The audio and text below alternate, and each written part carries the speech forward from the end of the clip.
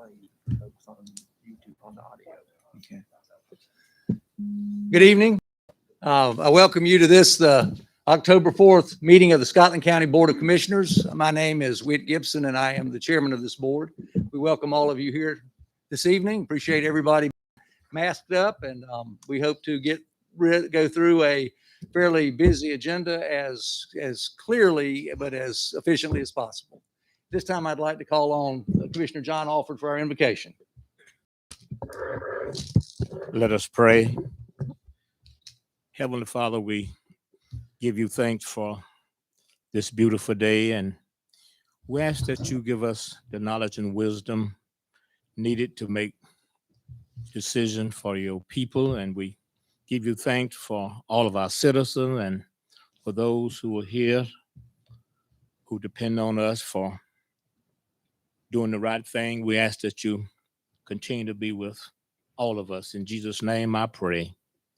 Amen. Amen. Thank you, Commissioner Alford. This time if we will stand, face the flag, please. Recite the Pledge of Allegiance with me, please. I pledge allegiance to the flag of the United States of America and to the republic for which it stands, one nation, under God, indivisible, with liberty and justice for all. Thank you. Also, am happy that we have all 7 of our commissioners here this evening and appreciate everybody being here and on time. Do we have an agenda in front of us? Do I have a motion to approve the agenda? Second. I have a motion from Mr. Commissioner Alford, a second by Commissioner McCall. All in favor say aye. Aye. Any opposed say nay. The ayes have it. As is customary for us to have a public forum where the public can come forward and express an opinion about something going on that they think it's important that we know. Our clerk, Mr. Robinson, do we have any names signed up? I have Dr. Jimmy Tate from Mount Calvary Center for Leadership Development. Is Dr. Jimmy Pate here? Dr. Tate? Is there anyone else who has signed up to speak? Okay, hearing none, we will move forward. I would actually ask Commissioner John Alford has an announcement that he said he would like to make. So at this time, I'm going to call on Commissioner Alford. Thank you, Mr. Chairman. Good evening, everyone. I have had the distinct honor to serve in this capacity as commissioner for the past 17 years, and prior to that, 4 years on the city council. And over the Labor Day weekend, I was relaxing in Raleigh, and it just came to me that this is what I'd like to do. I retired my day job in 1998, and I have been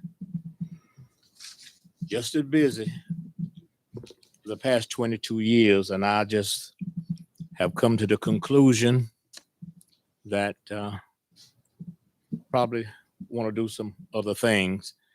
But I want to say it's been a pleasure serving the county in this capacity. I just thank them so much for electing me over and over again, and it's been a joy. And to serve on this board with all of the distinct members and our attorney who is not here, Ed, and it's just been a pleasure.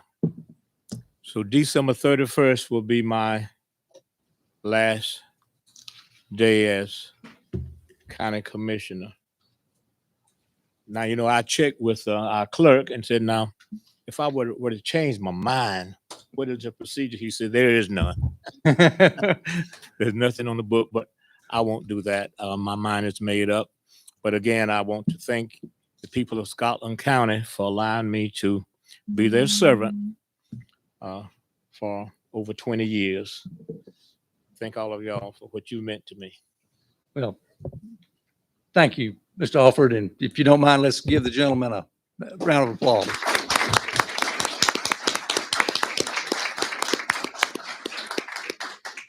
John, we appreciate your service, and we'll do something maybe a little more formal in the coming months, but we do appreciate it. And Well, thank you. and it's been a pleasure serving with you the 9 years that I've been on the board. Thank you. I'm going to back up a little bit. I understand Dr. Tate is here. Is Dr. Tate in the room? We have a public forum, and we are going to go back and give you that opportunity to come and speak for your 3 minutes. If you'll come forward.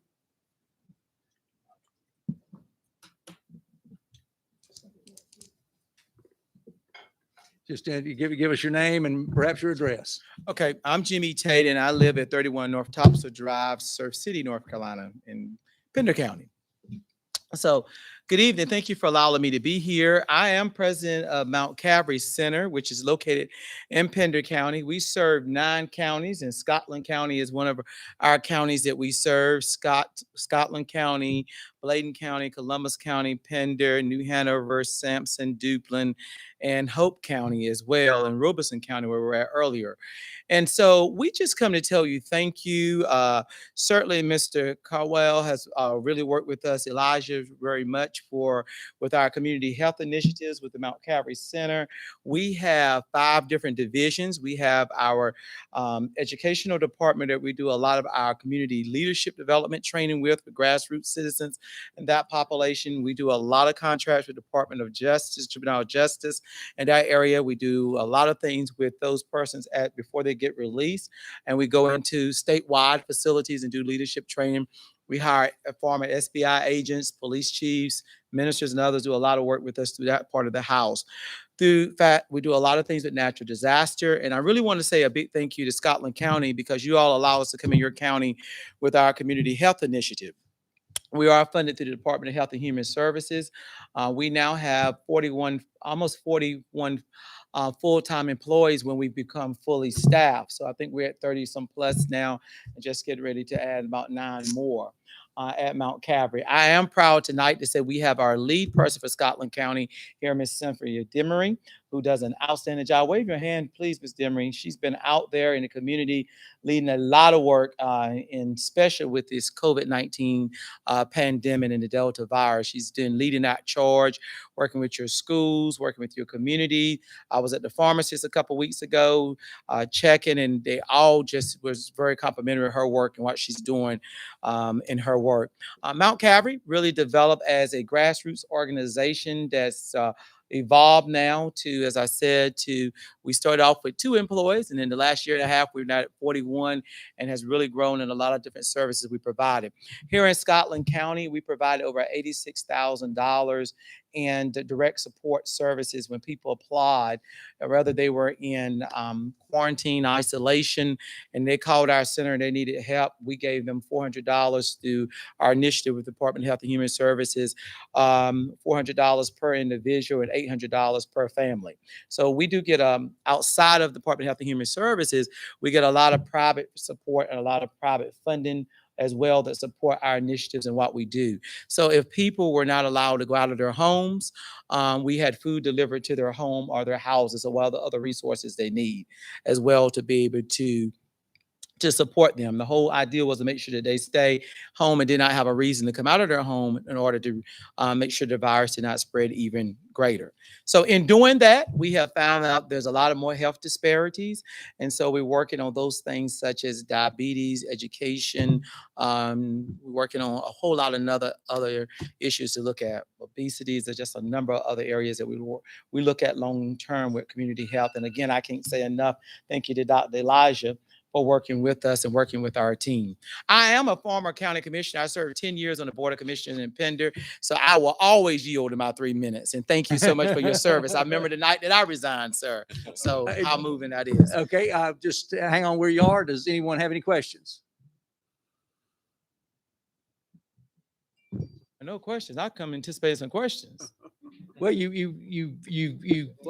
told us a lot, and I don't know enough to ask. I don't even know enough what questions I'm supposed to ask. I don't know a lot about your organization. Do you have some material that you can either send to us? Absolutely, we certainly do. And we have a PowerPoint for you, and I'll get sure Ms. Demery get that to you. She's working very diligently here in the county to get a lot of information out there about us and our organization, what we're doing. We've been here since August, serving here in the county. And I've been over here to some of her events that she sponsored again with the health department. So we'll be glad to get that to you. Well, I actually am familiar with Miss Demery, so it's good to have her with us. But I was in Lumberton talking with the town manager. They're familiar with Miss Demery. She's known everywhere, okay, and throughout here as well. That means she's working and doing her job representing us well.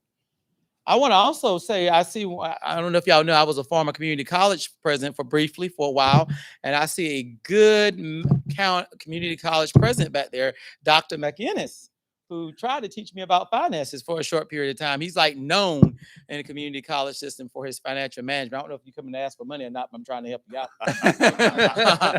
You tell Dr. Rouse he taught me that one. Dr. Tate, thank you very much. Thank- He doesn't need any help asking for money. Great. He does a great job representing you all. But is there any other questions for me tonight for what we do, or what can we do a better job in doing for you to meet the needs of your citizens here in Scotland County? Again, it's an honor to be here. I'd just like to say that Dr. Dimmer, Mm-hmm. well, I've served on boards with her. She does help your county. And I want to say that she does a great job. I was just going to say tonight, as I go to my seat real quickly here, over 2,000, I think the number is over 2,265 persons that she has helped assist in serving during this time, and sponsored over 32 vaccination education events and over 28 clinics she has helped in collaboration with the health department put on here in Scotland County. So she's been a great advocate, a great member of our team.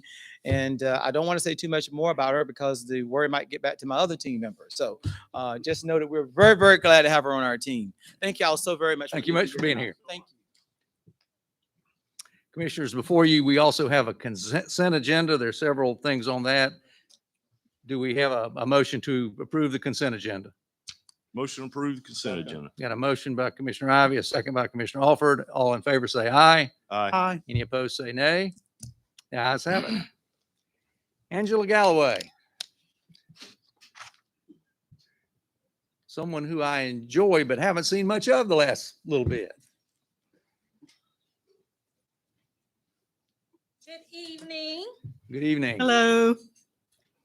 I hope I have a little longer than 3 minutes. We're going to try not to hold you all long, but good evening. I'm Angela Galloway. As Chairman Gibson said, I want to bring greetings to you all from Scotland County 4-H, also North Carolina Cooperative Extension, where we are the extended arms of both North Carolina A&T State University and North Carolina State University land grant institutions. Behind me, you all see our amazing tech change makers, and also they also are 4-Hers as well. Y'all come up a little closer.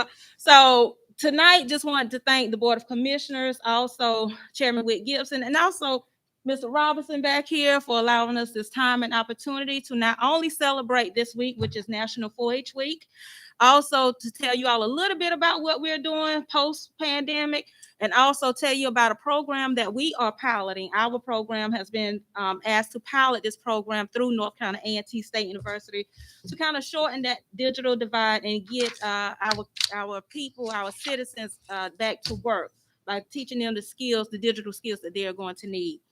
As you all know, Scotland County 4-H has been in Scotland County approximately 46 years. We are a program that has been national for 119 years. And so we are proud to be a part of this. And what Scotland County 4-H is, we target youth between the ages of 5 to 18 years old, teaching them skills that they're going to need to prepare them for life, whether it is public speaking skills, independent skills, but all life skills that they're going to need. Through our programs, either if it's in school enrichment where we're going into the schools, if it's after school doing programming, if it's special interest, or even if it's churches or other organizations partnering with us to come in and do programs. We also do summer programming, whether it is 4-H residential camps or if we're doing day camps or just local camps that we are doing, still instilling skills into our kids. Our motto is to make the best better, and also our slogan is to learn by doing. So we're allowing our kids to be able to touch and learn and how to make things better in their community. Through our community members and just from feedback from parents and families, there are 3 focus areas that we want to focus on post-pandemic. One is the mental wellness and health of our kids, and we're going to do that through expression, positive expressions. Another thing is healthy habits through our 4-H FNET program, and also some of our 4-H programs, whether it is STEM and that's riding the bicycle to make smoothies, to of course, our 4-H FNET, where we're teaching kids how to prepare healthy snacks and meals. And so that's another one of the focus areas we're going to focus on. But we want to focus on the entire family, because I'm not sure about you all, but I put on a few pandemic pounds and I would like to slim that off. And then also the other thing, which my kids here, we missing one who is at football practice, but minimizing that digital divide. So we know a lot of times adults may not have the skills, if it's creating a resume or knowing actually how to do Microsoft Word, or even creating a profile online to apply for a job and how to save a resume. But it's not limited to that. It's also how do you market your programs or a business. So we're trying to take the digital skills, and who best knows those digital or technology than our kids. They are born, they know it, they are very aware of it, so they are trained. As I said, through this partnership, North Carolina A&T State University is one of the main people who we are working with this program. These kids have actually been started with the July for this program, the North Carolina 4-H Tech Change Makers. They've been trained virtually. We just went to North Carolina A&T State University on the 25th of September, where they got additional training, got to collaborate with other teams from across the state, and then they're back to give more information and train adults here. Also, what they have done is they've already hosted a virtual workshop where they focus on resume building, and I'm talking, but they can end up doing themselves. Introduction to PowerPoint, also introduction to Word, and also internet safety. And you all know, as far as cybersecurity, we have these workshops where as staff that we have to make sure that we're being safe on the internet. And so these are some of the courses that they are teaching. So you have an opportunity to be trained by a team who is very knowledgeable and gifted, and giving them the opportunity to enhance their skills even more. So we are looking for additional partnerships so that they can train the community as a whole. All right. Currently, right now, we have in 4-H, Scotland County 4-H, as we're in our rebuilding stages. We do have a 4-H gardening club, 4-H service club, community service club, and then our 4-H Tech Change Makers. So now I'm going to step outside, and a couple of them are going to just share a little bit about their experience with 4-H. Hello, my name is Jordan Lugo, and my experience with 4-H Tech Change Makers has been very interesting, because before the pandemic, I was very shy and not very interested and into helping my community, because I feel like people should help themselves. But I figured out that in order to help myself, I need to help the community, and I need to give more to the community in order to help myself as well. Tech Change Makers has made me more open to different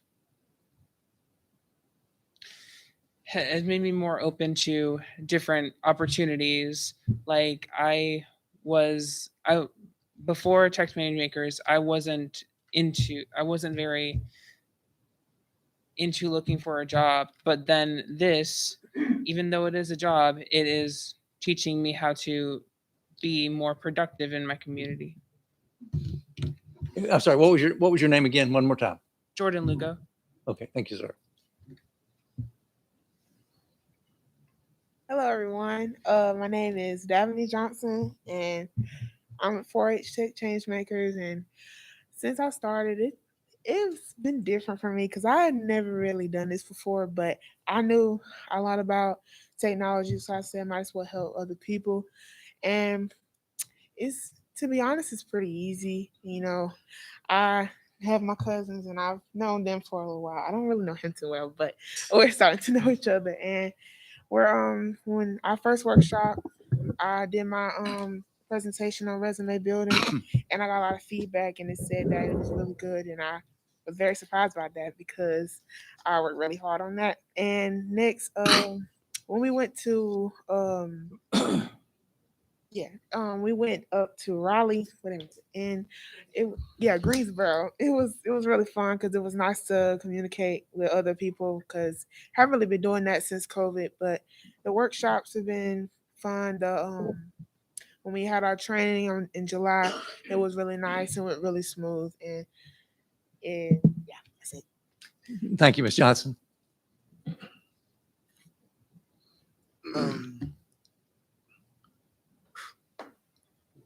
My name is Celine Muniza.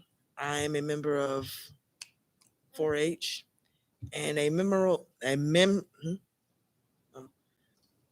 good memory in this community I've had was when I was 11, and in 2019 I won a golden award for public speaking in the age group that I wasn't supposed to be in. And before I was nervous, and then when I came out, I felt renewed and I felt good about myself. So I'm gonna be honest, I really don't know where I was going with that story, but just do new things. If you keep following the same route, then life isn't gonna change. But if you try something new and you put your heart into something different, then eventually things will change and turn around. So Thank you, sir. Thank you. Any questions, comments? I'd like just let the two who haven't spoken introduce themselves, or you introduce them, please. Hello, everyone. My name is Joshua Bostic, and I'm a 4-H tech change maker. Okay. A 4-H state champion, is that right? Tech change maker. Okay. But he does play for the team here. Okay. My name is Taisha Brown, and I'm a 4-H tech change maker. Okay. Good deal. Good deal. Thank you all. Thank you all. Ms. Gallup, can I ask you a question? Just, Does anyone have any questions for her? oh, I'm sorry. Yeah, just on your brochure that you sent us, you talk about the camp that they go to, and you try to cover at least half of that. Is there somewhere in particular people can send money to assist you Yes. with that? Yes, thank you for that question. So right now, 4-H camps, because of COVID, a lot of our North Carolina camps, particularly 4-H, lost a lot of money.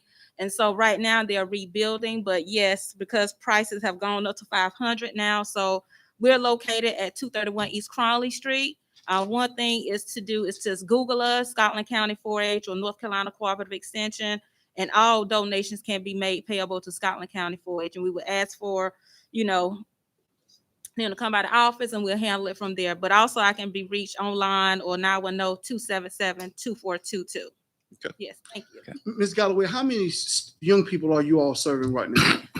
Well, if I look at 2019, I can give you those because 2020, it was hard. But 2019, we served a little over 3,000 students, and that is collaboration. That is some duplication because we have two different program areas under 4-H. Ms. Hazel McFadden is my co-worker, so she does the 4-H FNEP, and then I focus more on 4-H where we do, there's no limit to the imagination of what we could do with 4-H. And so through our in-school, it was a little over 3,000, but there was some duplication because we're going to get kids where we may duplicate services, not the same service, but we may duplicate, us seeing them with them coming to camp. If someone was at one camp, but then came to other programs or to our residential camp. So yeah, a little bit over 3,000. Very good. And it's free to join 4-H as well. Some program areas, some programs, we may charge a small fee. It may be $3 or $5, but I also offer layaway plans. But in 2019, we actually paid for all of our kids to go to camp. We were fortunate enough to get a lot of money, a lot of donations from people. So it worked out very well where we was able to take 10 kids in one team, and he was a team lead, which they are actually co-camp counselors. And it teaches them so much independence and leadership and actually how to do conflict management. Because, of course, kids, you're dealing with them. They come to camp, they're upset. He went to camp with me for a week and was miserable the first 2 days or whatever, But it's an opportunity for kids to disconnect from technology, them games and everything, and actually get into nature and really learn something and do something. Sometimes it's kids' first time being away from home, from their parents. Sometimes it's the first time being able to do canoeing or archery or riding a horse. So it's so much that they get. And when I go, I'm a big kid, so I enjoy going to camp. But yeah, so this year it was a little different. Not so many because of COVID, not so many people, trusted you know, but we did have one kid to go and we paid that full price. So Wonderful. Thank you. yeah, We- but come by the office, stop through, call. And if any of you have any organizations or if you have a church family that we can help and assist.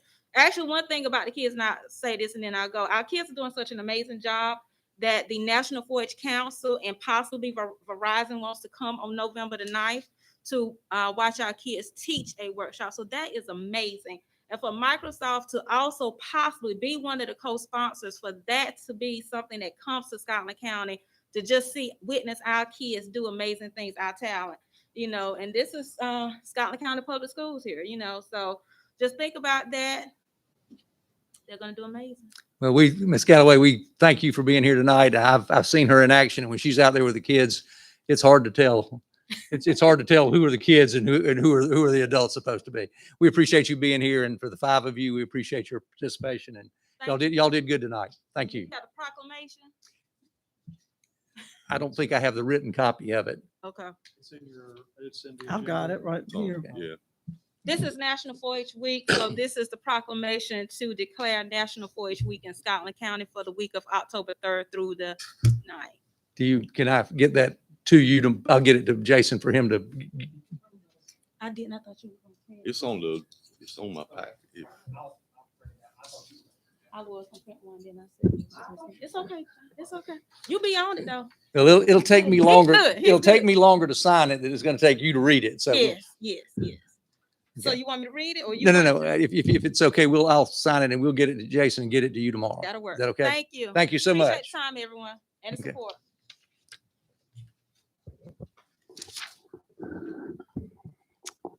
Dr. Dale McKinnis.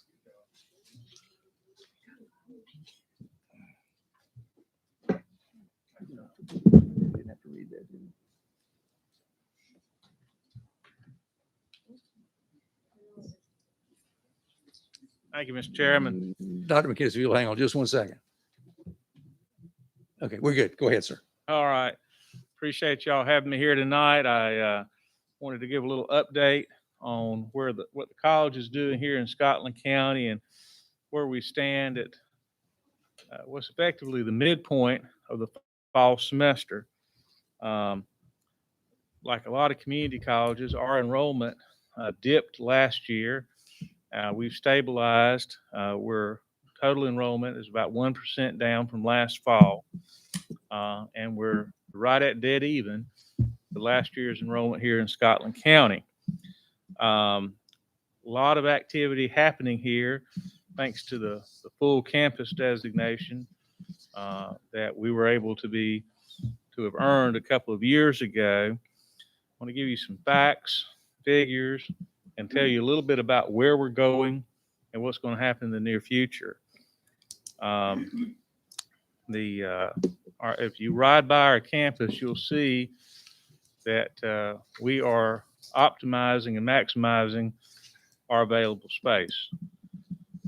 In addition to the practical nursing and heating and air conditioning degrees that have been offered there for many years, we're now offering nurse aid, the full college transfer program in arts and sciences, so you can get the associate in arts and associate in sciences. Starting last year, we've worked out a partnership with the Department of Public Safety to bring corrections training right here, and that's I think been very effective and very well received for both new employees and in-service training for current employees. Partnership with Scotland County Schools is very strong. I'm very proud of that. Got a good working relationship with Dr. LeGrand and her team. This fall, we have 191 students taking dual enrollment classes that are in the high school, and also taking free college classes with us at the same time.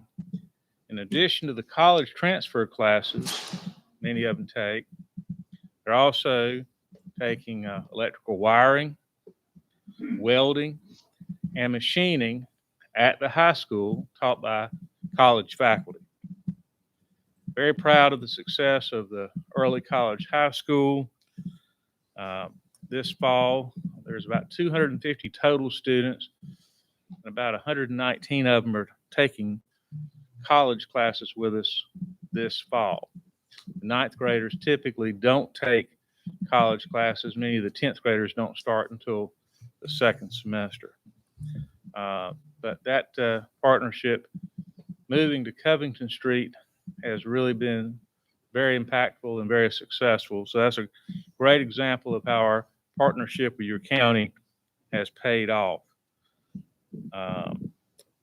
We are excited, looking towards the future, about the potential of a new full-time truck driver training program. We are planning for it and working to put all the pieces together, waiting on final word from the state on funding, and appreciate the support. We're working with both the county, Mr. Patterson, and the airport authority. I welcome you to come visit our campus anytime. We've got dedicated staff there, so you're not sharing any positions with the main campus in Hamlet. I've got full-time trained folks in financial aid, a full-time counselor, and a full-time career specialist, along with a library and tutoring coordinator. And they're focused on the success of our students here. We're drawing students from across the region, not just Scotland County, but folks from all of the surrounding counties are coming right here for our classes. We're working closely with a lot of companies here in Scotland County for their corporate training and professional development. FCC, North Carolina, Cascades, Meritor. Just last week, we signed a new training agreement with Service Thread. New story coming out on that, $23,000 worth of state training coming to Service Thread for new equipment, a new investment they're making to modernize their operations. So that's something we're all excited about. And I'm going to take a moment, if I can, a personal privilege, and extend my congratulations and thanks to Mr. Alford for your service.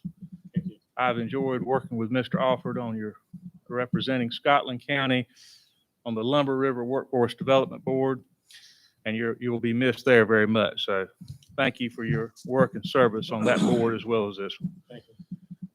Mr. Chairman, that concludes my report, but I'll be glad to answer any questions from any of the members of the commission. Any members of the board with a question? I don't have a question. I just have a comment. And that is, I'm just amazed at the early college program that you have. I had a niece to call me a couple of weeks ago, and I thought she was graduating from high school. She was going to turn 19, but she was graduating from NC State, and it happened starting, like I said, this second semester here in the 10th grade. She started taking college courses, and 19 years old, she's graduating. It's a wonderful program. Thank you. Thank you. Proud of the partnership and proud for her success. Thank y'all for your time. I will just make one comment. I happen to be privileged enough to be on the board of RCC, and I know that I've been impressed by Dr. McInnes's attentiveness to the COVID issues and what they brought, and the board basically voted to delay the start of the session in January of 2021 because we knew there was going to be a peak. And I think that where a lot of the colleges started when they had planned to start, they had about, and I don't want to give a percentage, but a fairly significant decline in enrollment, where Richmond, by delaying to the last week in January, had a very small decline in enrollment. Well, that was a very astute decision by administration and the board. Thank you. And we were able to maintain, because of that, in-person classes. So we didn't shift to entirely online as a lot of colleges did. because so many of our programs require hands-on learning. And so many students can not effectively learn online. They don't have the resources. So appreciate you saying that, and we'll continue to pay heed to it and plow forward. Okay. Thank you very much Thank for being you. here tonight. Thank you for your time. Sure thing. We have several issues, several public hearings in regard to zoning. I'm going to call on our chairman of the Planning and Zoning Board, Jim Mcmillan, to begin us with this process. I assume you're going to follow the same order that's on the agenda. Yes. Mr. Chairman, can I make one comment beforehand? Sure. And it's nothing, it may not be an issue, but on our item abstract that came out, it has April I saw that. content. Do we need to correct that?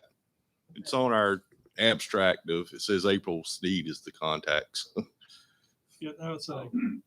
I assume that's a, I don't know if it matters. But It's, if it does, we can change it. So.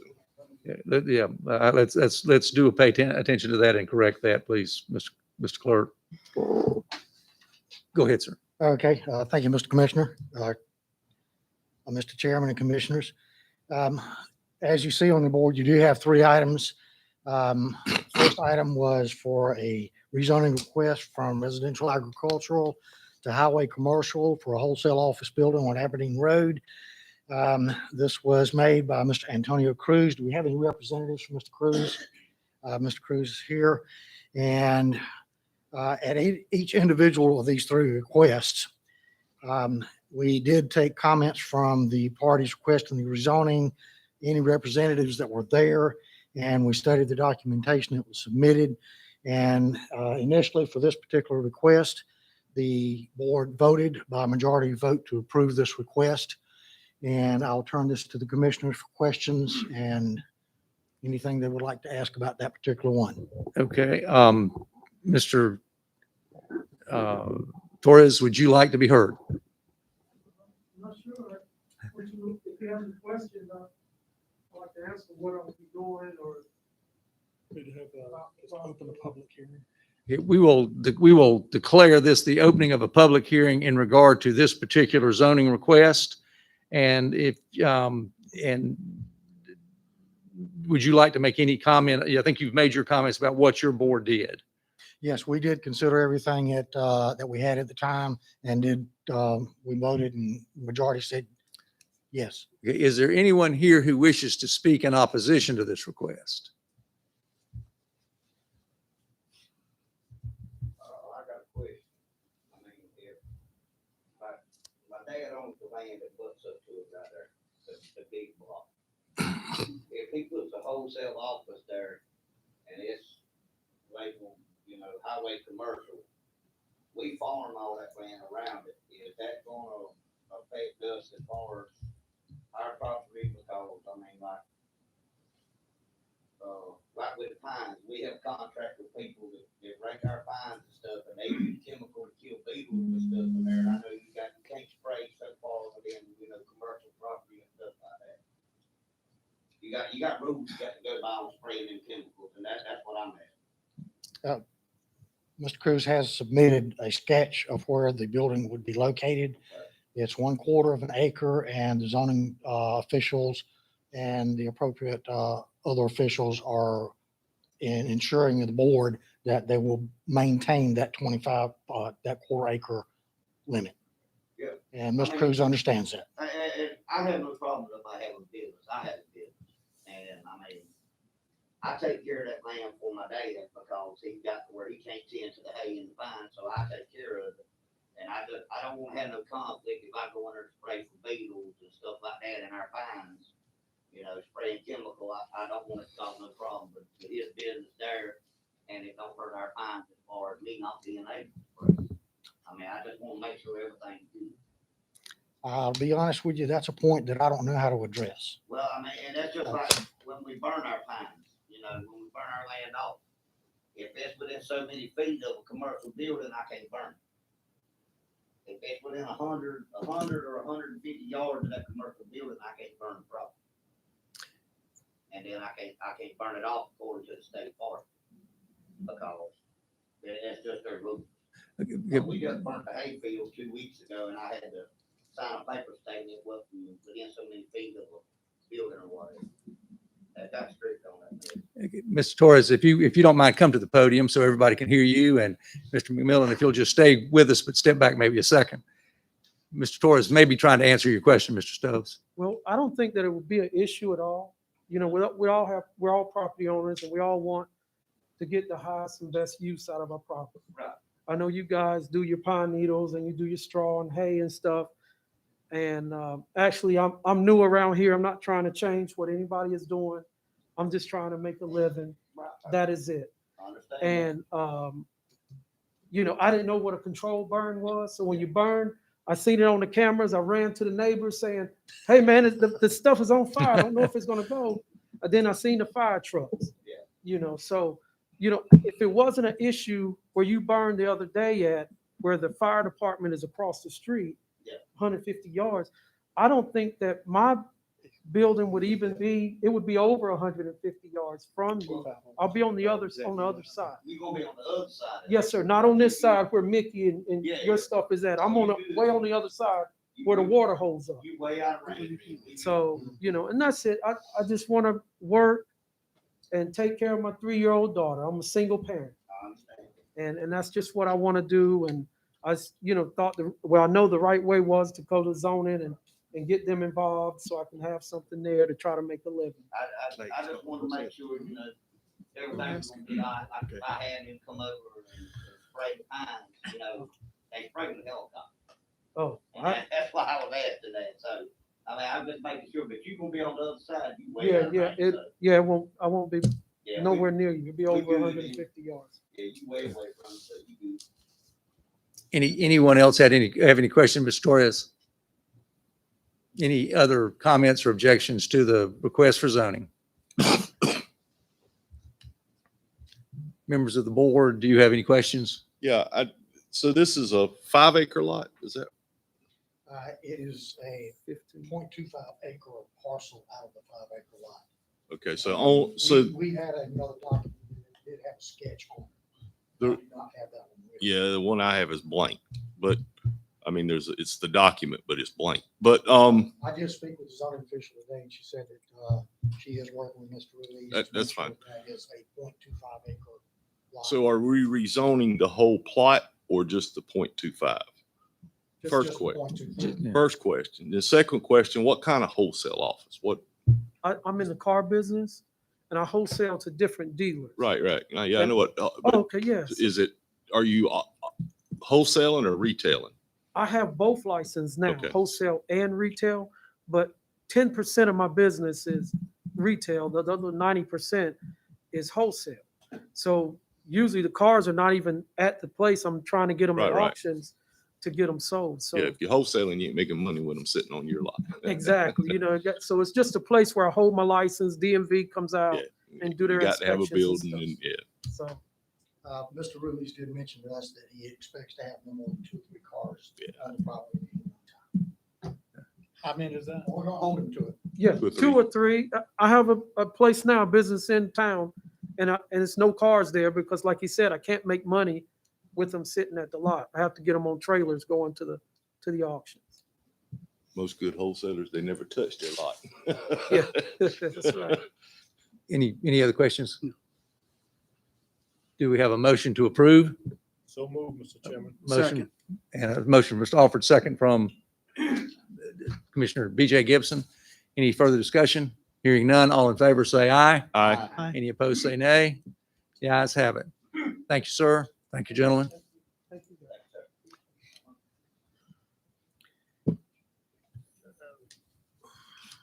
And the second item on the agenda for Mr. William Bethave's request again for rezoning from residential agricultural to highway commercial for a classic classic car restoration business. This will be on Leisure Road. I think you've got it on your map up there. This is a rezoning of approximately 5 acres out of a plat of 434 acres. There was a question about the location on the acreage of which was to be rezoned. And in lieu of that question and not having an accurate plat or a sketch, the zoning board did vote to table that until Mr. Bethay went to the zoning official with something more determinate on a location. So that is the zoning and planning board's standing on that at present time. We have tabled that until our next meeting. So that is not before us today. That is not before us today. Okay. Because we got a drawing of, okay, but so it's not, you're But not. it has putting been that- tabled okay. to the next meeting. Got it. Okay. And I believe the zoning official said that Mr. Bethay is Mr. Bethay here? He has been in touch with them and are making arrangements to have a plat laid out for us for our next meeting. Okay. And the third item, which is going to take some time because I see quite a few representatives here from Gum Swamp Solar and Associates. The third item was a request for a conditional use permit to construct solar arrays on property located on McFarland Road, west of Laurel Hill. After presentation of a number of folks and an excellent presentation, and I will tell you, when we got the agenda from Ms. McQueen, I opened the document, it was 142 pages, and I said, what? I think 130 pages were from Gum Swamp. And I'm going to be honest with you, I doubt seriously if any of the zoning board members read the entire document. But after the presentations and everything, the zoning board took a vote, and by a majority vote, we did approve their request to rezone for conditional use. Okay. And this is coming before us as a public hearing. And for those of you who may or may not know, this is a little different because it has conditional use permit component to it. People who are going to be giving evidence will be sworn in by our clerk at that time. At this time, I assume that we have some folks from representing the Gum Swamp Solar who is going to begin this presentation. Yes, Okay. These guys don't have to be sworn to do it. Okay. You need another. Mr. Robinson, if you will swear, if you don't mind, any of those of you from representing Gum Swamp Solar who are going to testify, if you will come forward, please. Well, hey, you all just get around here, put your hand on the Bible. All right, raise your right hand. Do you swear to tell the truth, the whole truth, and nothing but the truth, so help you God? I do. Thank you. Thank you, Chairman Gibson. I'm Tom Terrell. I'm here tonight as legal counsel for Pine Gate Renewables and its wholly owned subsidiary called Gum Swamp Solar. Let me just first ask, is there anybody here who will be speaking against it? Because that tells me that we can go a little bit faster in our presentation. If you don't mind, let me ask that. Is there anyone here who wishes to be heard in opposition to this request? Okay. All right. The team of experts I have knows how to hear that, but we still have a duty to get certain evidence into the record in case there is a challenge from somebody who's not here tonight. First of all, let me introduce the true dignitaries who are here tonight. Mr. Hugh Fulton in the pink shirt is the president of ZV Pate. And also I'd like to introduce Mr. David Burns, who is chairman of the board of ZV Pate Company. ZV Pate, I think everybody here knows, has been the core backbone of this community for more than 100 years. They have been involved in more ways than probably they can count. And this would be on property that they own. The quickest way for us to introduce our evidence is for me to do a very fast flipping through the tabs in this notebook so that you can see what's in it, and we introduce this officially into evidence. The first page, the first tab is a project overview.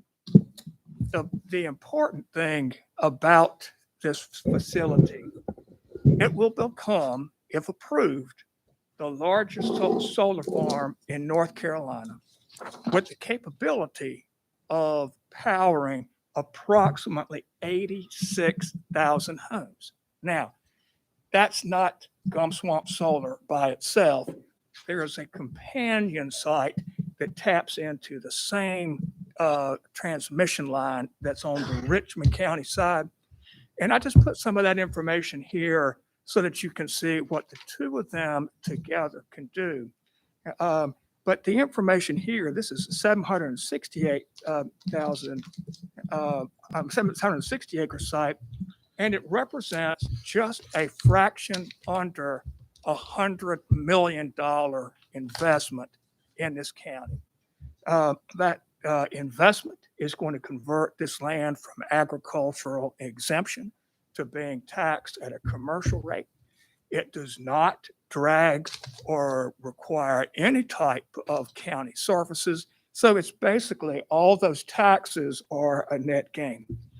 The interesting thing about this is probably, I've done over 150 of these projects in 4 states. I have never seen ever a more buffered plan. And we have for the site in Scotland County, thousands of feet north, south, east, and west of where the panels are before you get to a home. That information is in here specifically. And when Mr. Howell introduces the site plan, he will show you that. Development and ownership is by Pine Gate Renewables, represented by Ms. Morton and Ms. Jimenez, who are here tonight. Pine Gate is a North Carolina company. They do it right. Pine Gate is a collaborator with its community. Pine Gate comes in, and I think you're going to hear from Pastor Williams in a moment that when they come into a community, they treat the community right or do everything they can to do that. But if you go to the next tab, which is wildlife sustainability, they have a trademark program called Solar Culture. Every site is unique where they can do so. Unlike other companies, they construct wildlife corridors. They put up fencing that mammals can get through so they can have access to food, access to mating grounds. In some locations, they put in sheep if there's someone there who can manage a flock.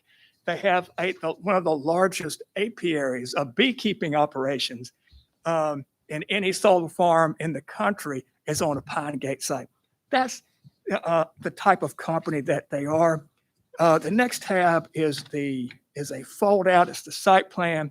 Mr. Howell is going to give you a brief overview in a moment, but what you can see the X's. Those are the panels. It is thousands of feet to any home. And you can go down and like McFarland Road and not see anything. On the economic benefits, there's a study right behind this conducted by a nonprofit who did not come out of the industry that says that when you look at the tax income from solar farms all across North Carolina, this is 2019 data, the increase in the property tax going to the county compared to the year before it was converted was on average a 2,000% increase in taxes going in. And of course, you have plenty of jobs. In this case, we anticipate about 550 temporary jobs. Some of those are by specialists who will have to come in from outside the county, but many of them are hired locally. And the great thing about this is that it is a job skill program. If you don't have skills in construction, but you have the ability to work and you know how to use electric equipment, you can be trained. It's transferable, and you can take those skills and then you can use them to get construction jobs later. In fact, you're going to meet Mr. Graham here in just a minute, who is a next door neighbor to this facility, and he can tell you about that because that's his background. The next tab, if you want to know anything about solar energy, it's at this tab. We provide this information for neighbors, so it's not written in a lot of technical jargon. In the next tab, you see our letters to the neighbors. Pinegate, unlike has a very strong commitment to extending its hand to people whose community they're asking to join. We had not one, but we had 2 community meetings. We sent long letters with all sorts of information to everybody whose property touched. Many of these people, their property touched, but they still had homes thousands of feet away. And they came out to these meetings. We had one of them at Mount Moriah Free Will Baptist Church. We were strangers in a strange land. Pastor Williams took us in, and we were grateful for that. The second one was at a hotel, at a Holiday Inn. And we had one question, and this was the most interesting part of being in Scotland County. We had one question that was asked to us by almost every single person at both of our meetings. I gave them my cell phone. This is how we do things. I gave everybody who got these letters my cell phone. Call me. You have a question, call me, reach out. And of about 10 people or so, same question. And that was, would you like to put, or would you be willing to put solar panels on my property too? So, and the answer, of course, was we can't now. It's a set contract with Duke. But if there is a phase 2, we have these people's names so that we can go to them and offer them the opportunity to convert land. In many cases, it's not income producing to make it income producing. The next tab, in case you needed, you have a long list of standards here that we're putting evidence on.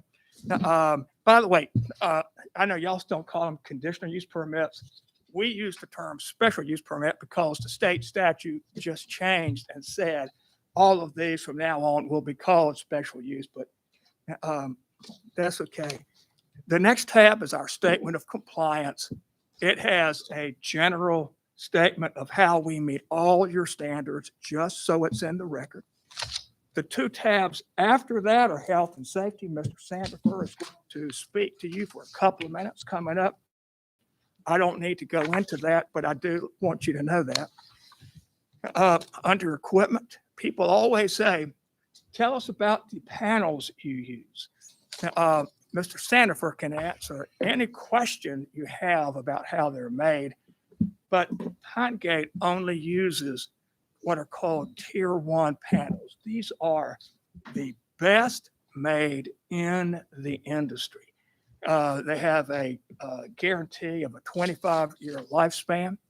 They may have to be replaced at some point in there, but they only use the best.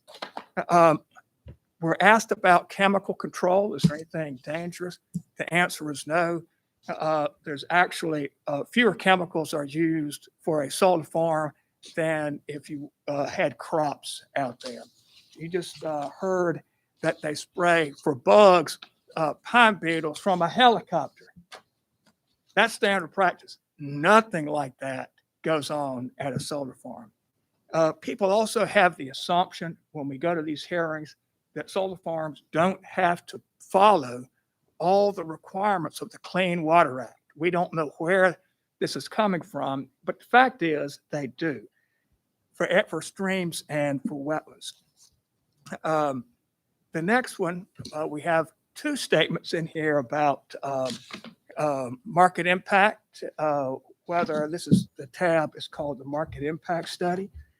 Mr. Kirkland could not be here. He's got a 67-page report in here, but he is the world's leading authority now. He's been called that many times on the impact of a solar farm on adjoining properties. And he uses techniques that are strictly in accordance with the Appraisal Institute and the North Carolina Appraisal Board. And that's all he does. He does some very strict matched pairs or pair sales analyses. his report is here. He's at another hearing tonight. He could not be here. But if anybody needs something, wants to ask a question about this, I can get him on my phone. He has now left that hearing in Chatham County, and we can, I can get him on the phone. You can talk to him. The final tab here is about architectural appeal. Scotland County is the only county I've been in North Carolina that has the standard. But we have to demonstrate that the architectural appeal of a solar farm is not going to harm the property value by virtue of what it looks like. So we took photographs of every structure that was around it, and you can see them very quickly. The first one's a water tank that's owned by the county. That won't be harmed. Then you see the next page, you see what those transmission lines look like. Going down McFarland Road, there are no homes. All you see is a sign for a cemetery, the Curry Cemetery. Nothing about this. It'll be that cemetery will be very screened. And then on Marks Creek Church Road are the only homes that are, and I'll use air quotes, close, and they're 2,500 feet plus through the woods. Most are single wide, but they're very well kept. That's a very nice community as we drove through, and we took pictures of those. And on the eastern side, it's just desolate dirt roads. And we have photographs of that as well. I don't know if you have any questions of me. I have some people who will follow me. They'll be very brief. And Mr. Chairman, I spoke to Ed at the planning board, and he asked me if I would bring an order to hand up. And I have one. If at the end of the hearing, if you'd allow me, I would be glad to hand that up. Okay. And then, Mr. Howell, if you would introduce the site plan. Corey Howell's with Kimley Horn. He is a professional engineer, and his company has designed what you're seeing on the screen. Thanks, Tom. What you see on the screen is the same as what's in your packet, but I just wanted to put it up here so it's easier for me to talk about it. But I will be brief this evening. Mr. Taylor did a great job overview. We've got a great packet of information there. As he said, my name is Corey Howell. I'm a civil engineer, project manager, and licensed professional engineer here in North Carolina. I work for Kimley Horn Associates based in Raleigh. I've been involved with the design and permitting of over 100 solar farms here in North Carolina and throughout some surrounding states in the Southeast. And just here to, like, as I said, briefly review the information that Mr. Terrell went over and just hit on a few points. As was mentioned, project area is approximately 760 acres with frontage along McFarland Road and Curry Road. The setbacks on the project are actually between 2 and 3 times in excess of what is required by the county's code. Mr. Terrell made reference to another project just over the county line, and to have some consistency between projects, we wanted to meet the requirements of what those setbacks are, and so we've made our setbacks match those. With those are 65 feet from the right of way and 50 feet from all other areas from the surrounding property. From a landscape buffering standpoint, as Mr. Terrell said, this site is well buffered from the surrounding area. However, where we are along right-of-ways, we're going to either maintain the existing vegetation if it exists.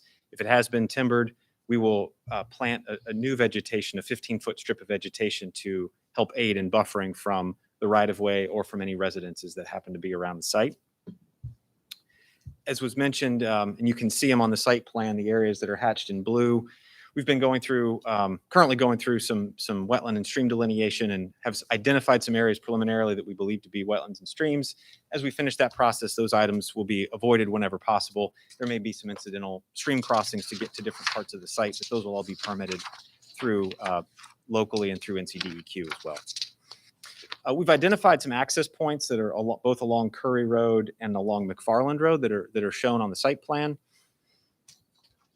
And ultimately, it is my professional opinion that this project is in harmony with the surrounding area and will not negatively impact the health, safety, or welfare of the public, as it will meet or exceed all of the NCDEQ and county land development ordinance requirements. I'm happy to answer any questions that you may have about the site. I just have one. Of the 3,300 acres, you said there'll be what, about 700 acres of solar farms? This project is 760 acres that's outlined in red. Will it be a phase 1 and 2? Or So- you don't know at this point. Yeah, so the other portion of the project that Mr. Terrell referred to is across the county line. Oh, okay. Thank you. Yep, you're welcome. Any other questions? Quick question. Here, how long does solar farms last? In the last 12, 15 years, we've been going through different solar farm approval. And what is your strategy plan? Yeah, that may be a question that I know it's a Mr. lease. Terrell wants to answer, or Chris wants to answer. That'd be better for one of them to answer. Okay, I know it's a lease, say 20-year lease. Is it 20-year lease with That's pates? It typically, when you, well, this would be a land purchase, but typically you have, when it's a lease land, you do it for a 20-year initial lease, and then you have some 5-year extensions. So that you have an adequate time built in to pay back for the equipment, et cetera. In this case, it would be owned by Gum Swamp LLC, and they would produce clean energy as long as possible. All right. Also, the cleanup, for us, when you're not using them anymore, it's going to fall back on pace or fall back on the county? No, it would not fall back on pay. This would be an acquisition of the land, but they have to post at what's called a decommission bond, so that when the end of life for the facility comes, there is somebody standing by to remove it. But this is, when you get to that point, the value in the glass, the steel, the aluminum, all of that, those are recyclable. And you will be walking away from a tremendous value. Depending upon the market for all of those components, which includes all the electrical parts and the copper wire and all of that, in many circumstances, the recycle market has a value that's here, the cost of removing it's here, and so you want to recycle and get it out. But otherwise, this is what companies do. They just pull up the post.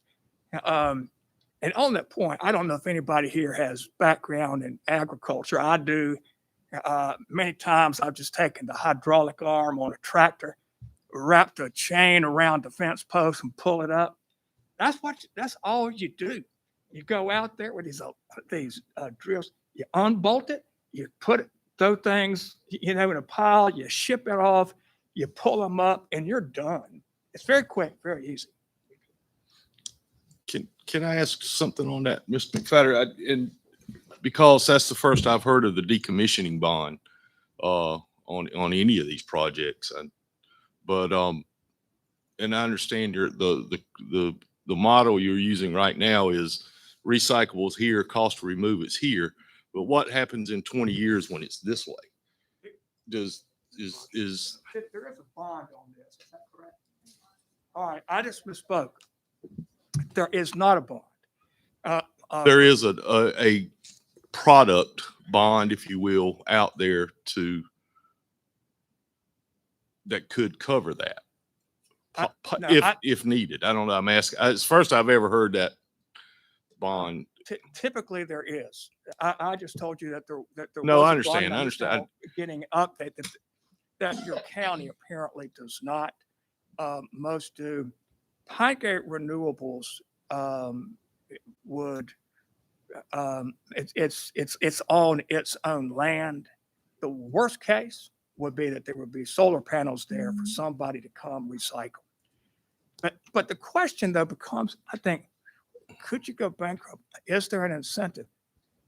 The business model for these facilities is that even though they're investing close to, it's about $99 million for this, all of that is paid back within 6 to 8 years. Your capital costs are recouped. So everything beyond that is income, so that it's a very viable business that would have the cash to do that. In theory.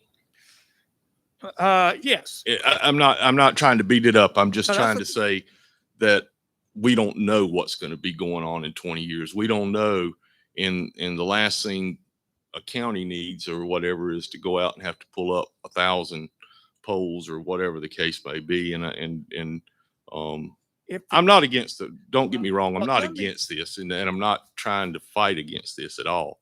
I'm just trying to get that. That's the first time I've ever heard the word decommissioning bond in all these solar panel farms that have been put up.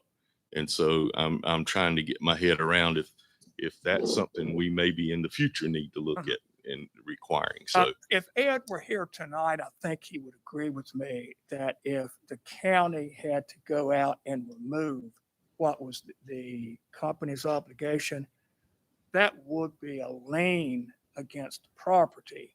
So you would be covered. yeah, I get all that. So I mean, I'm not against it so at all. I'm not trying to say that. It's just the first time I've ever heard that word decommissioning bond, and I've made mention of that before, but maybe that's something we need to look at. Companies expect that. So as you look at your ordinance, I would encourage you to add that provision. It sounded like you said that many counties have that as a part of that. That may be something we need. I know we have had some properties that when they were leasing it, that the issue that surrounding neighborhoods had was just the same question that Commissioner McFadder asked. And the people who were wanting to lease the property agreed to do the decommissioning bond. I don't know what it's called. That's right. In many cases, when there's a lease, it is a private agreement between the lessee and the lessor. Yeah. But as we all know, whether it's a Walmart or a Bojangles, we have the same amount of guarantee for those businesses. Right. We just assume that when their time has come, they will be removed. If there are no more questions for us, Chris Sandifer. Thank you, Mr. Terrell. Thank you, Chairman. Thank you, Board, for allowing us to testify. My name is Chris Sandifer. I live at 3118 Green Road, Spring Hope, North Carolina. I am a licensed professional engineer as well. I'm also an electrical contractor with unlimited classification. I've worked for Duke 30 years. I'm just going to go real quick, but I do own 100 acres of panel that I lease. So it's not my panels, but on the land, family farm that we lease 100 acres. So I'm not concerned about that. My whole life, there's always been a value for copper. And I understand your question. Are you saying copper's not have any value in 20 years? I can't sit up here and guarantee it will.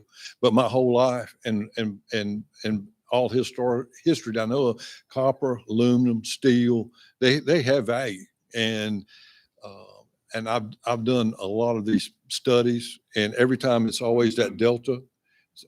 But I do a snapshot because I don't know. I just take whatever the commodity prices are today and what the labor prices are, and I plug them into my program, and that's what I use for and that number does change, but it's never been negative. So I would just like to say that. So I want to be really, really quick. I think I have the easiest job here tonight. And the reason I say that, there's already 7,000 megawatts as of last year of AC, 7,000 megawatts AC of solar panels in North Carolina, not including the rest of the country. This technology is very old, it's very mature. There's nothing here that's new or different than any of the other projects that have been around for years. To date, there's not one documented incident where these panels or the associated equipment caused any kind of detriment to health and safety. So I'm gonna read the statement for the standard because I want to make sure I get it exactly right. But without hesitation or equivocation. I stand that Gum Swamp Solar, if it's established, the maintenance or operation of the conditioning use will not be detrimental or endanger the public health, safety, morals, comfort, or general welfare. And so I've used to stand up here and I do this. I've been in this on this council for some of the panels for the projects you got, and there were a lot of questions. But the more I've done it, the less questions there are. It's just kind of a tried and true technology, and there's not a lot of pushback. But I'm here to answer any questions that you may have. But let me state this also, that Gum Swamp Solar LLC, that the establishment of the conditional use will not impede the normal and orderly development and improvement of the surrounding property for the use permitted in the district. I might not have mentioned, but I serve on the planning board in Nash County.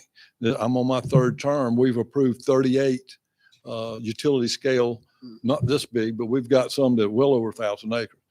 And so we've approved 38 so far, and they do not require water.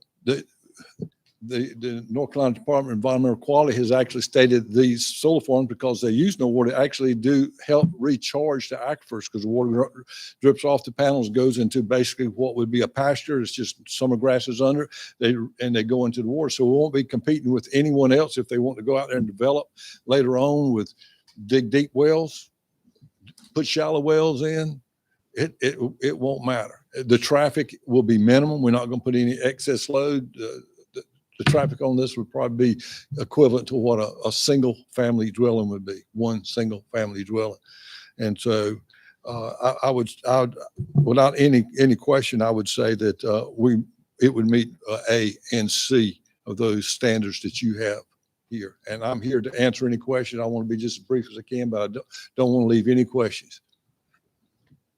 Well, what line is this going to tie into? Is it going to be a new line in there? No, Is it's it the gonna be existing line. It's those there. big So lines that run there's across. a 230 line that's already 74 now crossed there. already is, I guess. So they'll put a substation to match the voltage, Okay. so that Duke will put their switch gear in, and adjacent to that, we'll transformer that matches the voltage from the output of the solar farm to the existing line.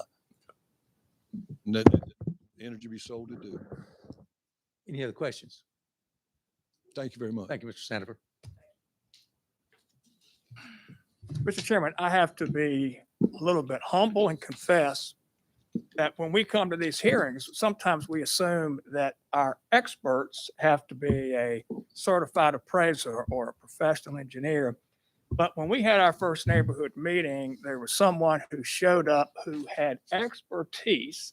We didn't know he's going to come. He had expertise in solar that none of us had. And he has actually been out on the sites constructing these facilities. And we asked him to come here tonight to give you a little bit of that insight. His home or his property is directly adjacent to this.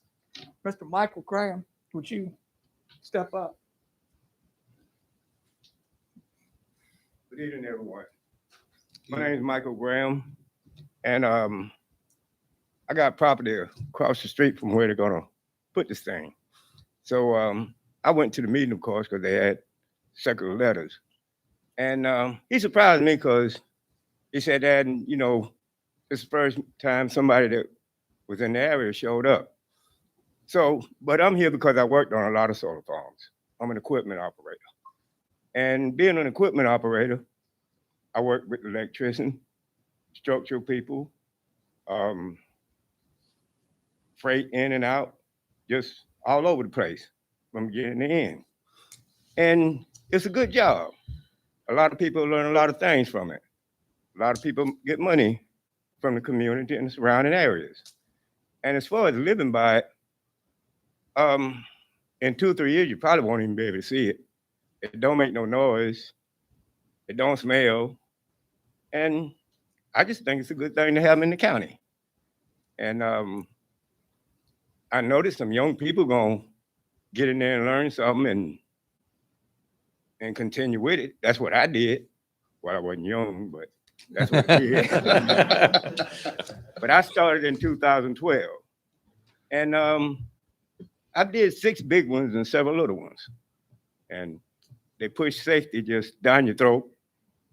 And it's a good thing to do, a good place to work. And now with this COVID stuff going on, working outside and away from people is a plus, you know. So I'm just saying, I think it's a good thing.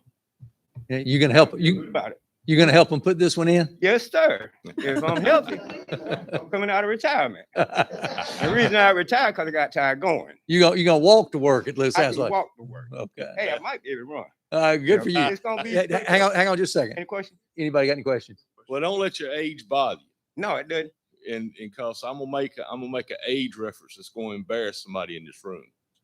And that is Mr. Fulton, who was, believe it or not, my first Boy Scout scoutmaster. And David was in our troop, Mr. Burns' son. So, and you know, I know people's gonna question that now but that's all right. I can show you my ID, but don't worry about your age. I just wanted to say that. But I'm glad it's coming, and hopefully I'll get to work at it. And you know, and as far as living by it, I've never heard of it affecting anyone. All right. Well, thanks, sir. We appreciate you being here tonight. Thank you too. You have a good evening. We have one more speaker, if you don't mind. Pastor Gene Williams. As you can see, by the way, we make friends when we go to these meetings, but Pastor Williams was our host. He has become a friend and a colleague, and we've asked him to come and just speak briefly. Pastor, would you?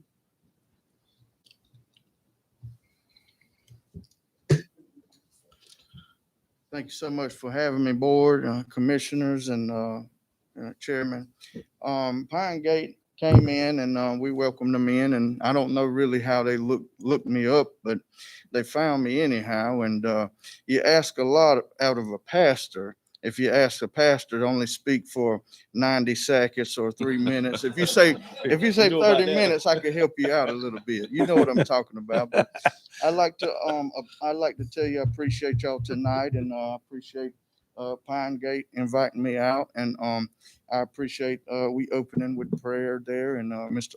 Alford, you know, and you know, the Bible says that a friend must show himself friendly. And that's true that Pine Gate has been friends to us, and they've been very helpful to the community. And I can attest for that. And I could speak on behalf of them. They're good people to work with.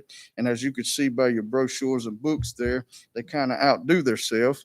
But, you know, they have a team of experts that come in, and they're very professional, but they're also humble and friendly. So to me, that's important as a pastor, to be able to both speak and address people as well as what you're going to do and accomplish. And, you know, they have offered to come in and put greenery around and all these things. And I believe it'd be good and beneficial to the community for jobs and making friends. And, you know, we're all friends here. I feel like friendship is here, and more might come in. But it's just important to know that people like Pine Gate can come in and y'all receive them, and y'all help them, and like a team. It's like a teamwork, and that's kind of what church is too, a community and help, you know, one to another. So I appreciate your time. I won't take no more of your time speaking tonight, but we appreciate Pine Gate. In just 1 second, Pastor, I don't know that anyone is going to have any questions, but does anyone have a question, Pastor? I did want to say, I'm Pastor Gene Williams. I live in Laurinburg, but I pastor in Hamlet, Mount Moriah Free Will Baptist Church. So we appreciate you being here tonight. Thank you so much. Thank you. I would like the record to also show that all 5 people who did make presentations had been sworn in. And that concludes our presentation. I do have a draft order that Ed asked me to prepare. Shall I hand it to you? If you don't mind, just I tell you what, hang on just 1 second. Let's see. Do we have any other questions we have of any of the presenters? Do we have a motion from any member of the board? Approval of this? Yes, drafted language along with the order. Okay, if you'll present that to me, sir.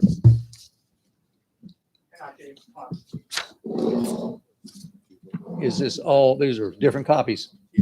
I'm sorry. This is one for each of us? Yes. Okay. Is that something that Mr. Johnson's going to review before we Has Mr. Johnson seen this? He has not seen that. I'm waiting for him to look at it. Okay, if you would pass one of those to each of them. I did have a conversation with Mr. Johnson yesterday, last evening, and I'm assuming this is primarily this is the verbiage that he specifically requested that you prepare.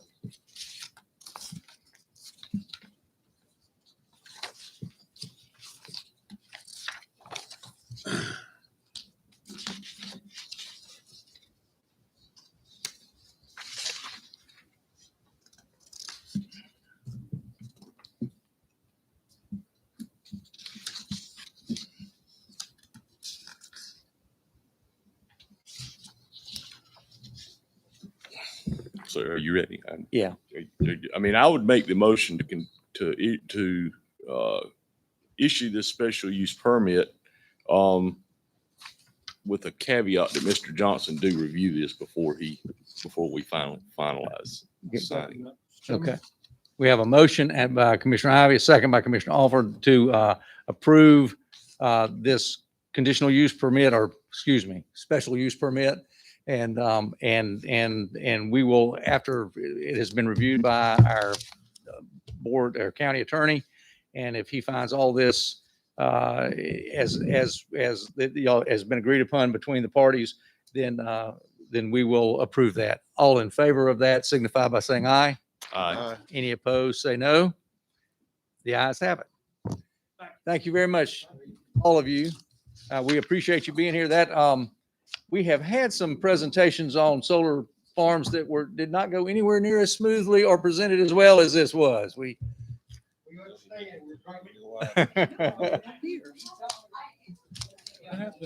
been a long time. It's been a while since we've had one, as a matter of fact. Mr. Chairman, on behalf of the zoning planning board, are there any questions for me? Could on their behalf tonight? just if y'all will leave quietly. The chairman of the planning and zoning board has asked if we have any questions of him. We appreciate your good work, and I assume we will be looking forward to another rezoning request in the coming months. We'll probably have at least two more coming up the next month. Okay, thank you very much. Do we need to close the public hearing? That would have been done technically when you voted. Okay. Johnson. Next on the agenda, the COVID leave policy, but if you, does anybody have any objection if I go ahead to the COVID update and let us hear from Eli Caldwell? Oh, there he is. No. See him? Okay. Mr. Caldwell, Dr. Caldwell, if you'd come forward, please. I'm sorry, Miss Sanders. I have to stop and remember what your last name is. I'm sorry. Well, I'm not going to take a long time. I'm kind of a little bit exhausted now. I've been up since 4 a.m. this morning, so I've not had enough time, but I'll try my best.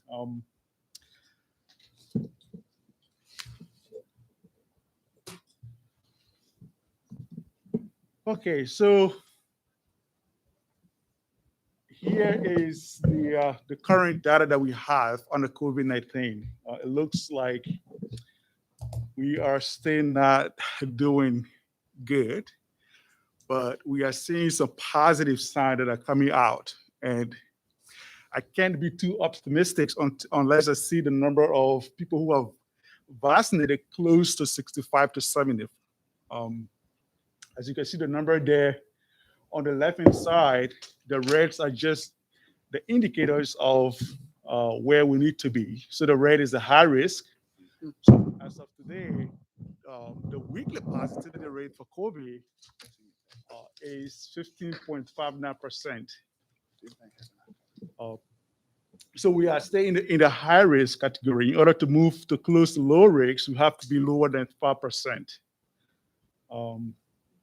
And on the right-hand side, it's just the number of COVID cases we have had here since the beginning of the pandemic, about 5,587.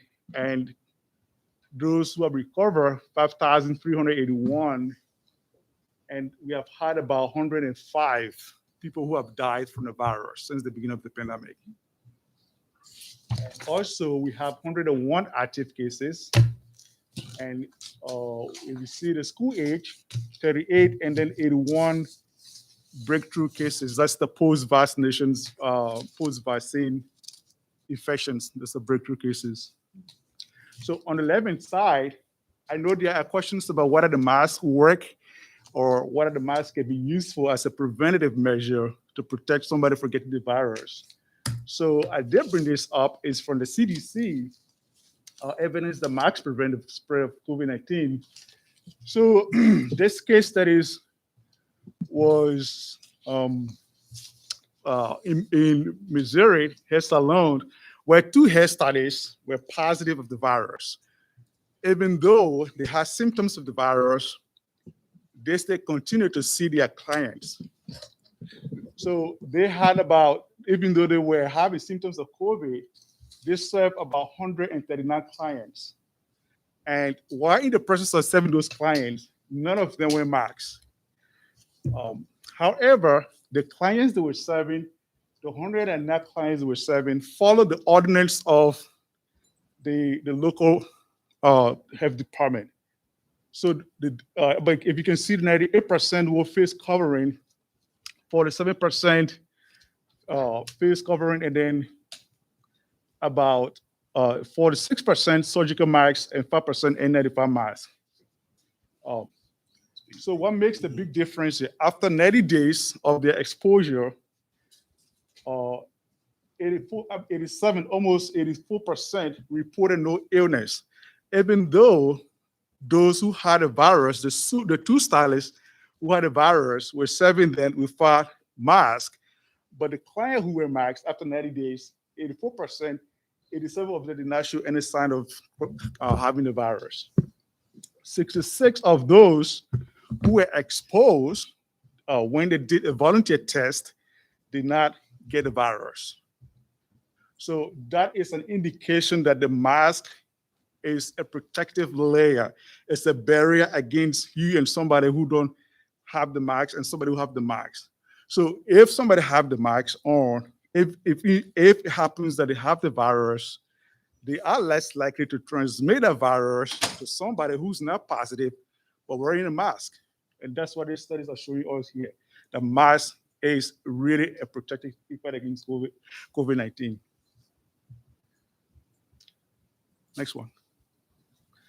Okay, so the other slide on the left-hand side, so those who say this is just about public opinion as what we can do collectively. So most people agree that they can wear masks if they see other people wearing the masks. This study was from the Casey Family Foundation. So as you can see on the left-hand side, you have about 85% wearing a mask as part of everybody's responsibility. And the interesting thing about this data is less than 1% said they never wear a mask. So the mask wearing is about collective effort that if somebody see another person wearing a mask, they are more likely to wear that mask than if they see somebody not wearing a mask. And that's what the data here on the left-hand side is telling us. That, those who are most likely to wear masks are those who see other people wearing a mask as well. And on the right-hand side is just our vaccination table here. I think we have done pretty good job of ages 75 and up. About 81% of them have gotten the vaccine.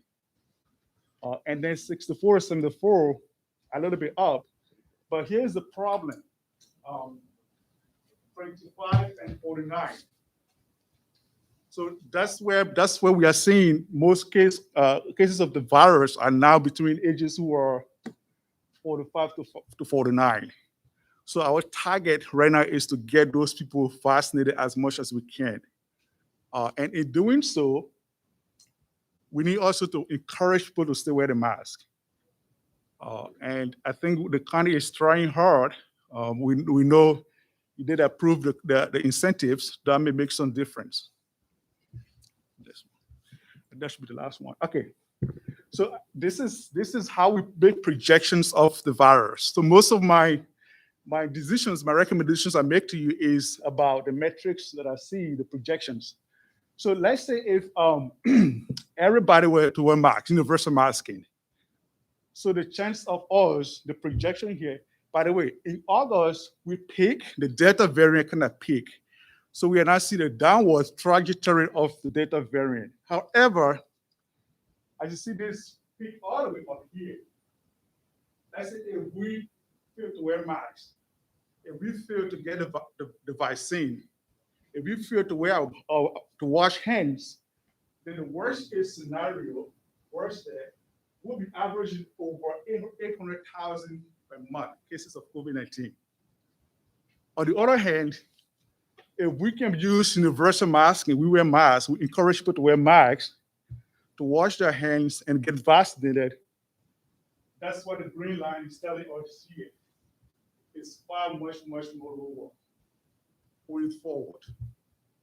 So that's the difference that, it's just an indications that universal masking do actually work based on these projections. And this from the Institute of Health Metrics and Evaluation.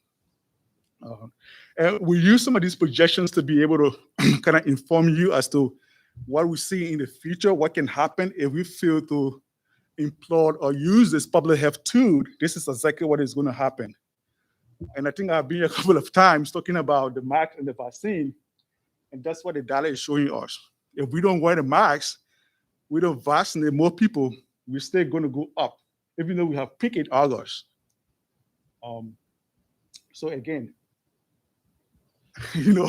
as a public health person, I still do think that, we still have to get people to get the vaccines, but more importantly, people to wear the masks and wash their hands. That can make a significant difference.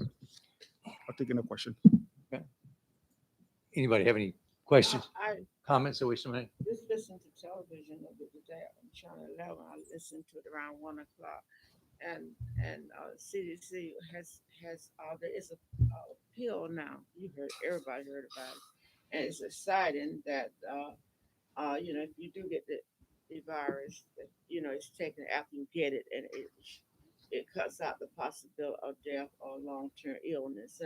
So it's just good to hear different things is coming out to help prevent death from this horrible virus.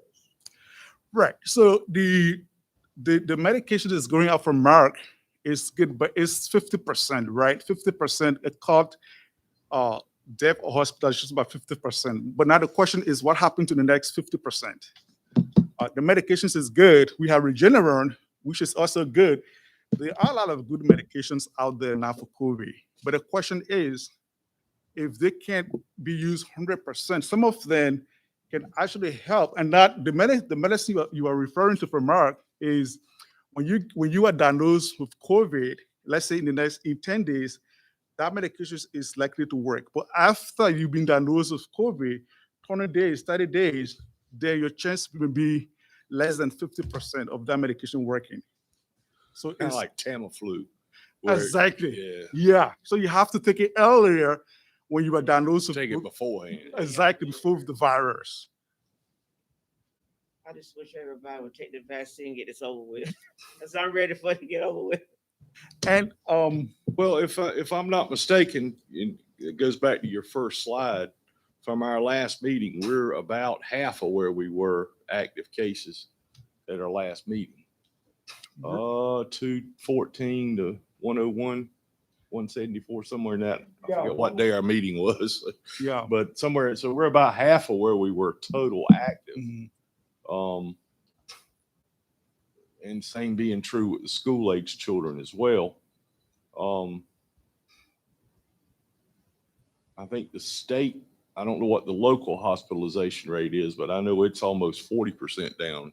Or on Right. today's report it was from what it was a month ago. So it's going in the right direction. It's moving in the right directions, but I can't be I don't know how to put this, but I have to be cautiously optimistic about that Because the Delta variants taught us that lesson, that unless we get certain number of people vaccinated, we might still have to be very careful about that. So I have to be cautiously optimistic. No, about I this- understand. I about this got you. I data. just was pointing that out, that we are less than what we were. Yeah. By almost half. So I was so glad to hear that finally CDC, they're gonna take a look at the Moderna and what was the other virus, the Johnson? Yes, the J&J. For the booster, you know. Right, They're really yes. gonna finally take a hard look at it for the possibility of getting a booster. But you Because can't. most of the people around here had Moderna. Oh, no, I had the Pfizer, but I hadn't heard can you? Today I came on, it come on this. So you can't do if you had Moderna originally, you can't do a Pfizer booster. No. It's got to be what you. So the FDA, the NIH, National Institute of Health, they have a data to present on the 26th of October to see what a mismatch, to see if you took the Moderna and then if you can take the Pfizer for booster shot. So that data is submitted to the FDA. So NIH, National Institute of Health, will be presenting their data on the 26th of this month. And then after that, we can see if you get do mismatch of the vaccine. Good to know. Any other questions? Is your suggestion that we continue with the mask mandate? I think so. Yeah. Because Kevin, if you can go back to that projections. Yeah. So this is where really it become critical. Like when you are looking at these projections. So how far it could go. Because the thing about the virus is sometimes it can peak, because like 3 months ago we thought we were in a better position, but then that kind of changed around with the Delta variant. And when you look at most of the southern states have a very low vaccination rate. So again, there is a new variant called Mu that is not yet considered as a virus of concern. But I do think we can implement the mask mandate month by month if the weekly positivity rate fall below 5%. I'll be more comfortable to say, yeah, we can do away with this mask thing. But as long as we are still almost 3 times higher than that magic number, I have to be cautiously optimistic unless we see the data to come out again in the next month or so. Gotcha. And also with it, if you can remember last November, December, we saw huge spikes because of the holidays. We're going to be hitting the holiday season anyway. So the additional, just wearing a mask, if nothing else, it's an additional protective barrier, hopefully getting a continued drop before we go into the holiday season. We would hopefully see there. I would expect a natural surge around the holidays because people are going to be together. What about these big games that happen? Yeah. I mean, it can't get seemingly any worse than that. Right. You see so many people out to all these different sporting events. And so that's why I would say keeping the mask mandate up. I mean, keep going month by month. Yeah. But keeping that in place is going to be your best protective measure. Especially in the coming months. Okay. Have we got the cards in yet? The incentive cards for the vaccine? Oh, we're still waiting to get that from Beth. As soon as we get that. Yeah, they have been ordered. We're waiting on the banks to deliver. Actually help a lot, I hope. What is the pleasure of the board in regard to the mask mandate? Offer motion that we extend it to November 12th. We have a motion. Is there a second? Second from Commissioner Golson. Any other discussion? All in favor say aye. Aye. Any opposed say nay. Ayes have it. Thank you very much. So this will hit the media, right? And everybody will know. So you said extending, people don't know we're extending, right? They're not here, but I'm Before sure I they'll take my find seat, out. I just want to say thank you for all the support. This has been a difficult thing. I know it's not easy to implement this kind of policy, but I'm grateful for what you are doing. And I want to say thank you for everything. We appreciate all that you've done. We know this is a difficult task. Mr. Chairman, I don't want to keep Miss Susan longer than I have to, but if she doesn't mind, Mr. Bateman, I don't want him to have to stay too much longer. The Love Project is what he's here for, and I'll be very quick with that presentation, if I can. Is it okay, Miss Susan? I promise to keep it short. Okay. Go ahead. Okay, so the Love Project, I sent the information to Jason and had him send it to you all so that you could review it at your leisure. I'm really speaking on behalf of a committee that has met, that is being led by our Church and Community Services Director, Ms. Denise Riggins, who is not able to be here tonight. Mr. Bateman is here on behalf of Church Community Services. Also that met with us in the initial meeting was Pastor Faye Coates from Northview, Pastor Opie Swells from Multitudes, and myself on behalf of the Scotland County Ministerial Alliance. Just very briefly, the Love Project is led by Reverend Jeremy and Nikki Mays of Healing Waters Ministries.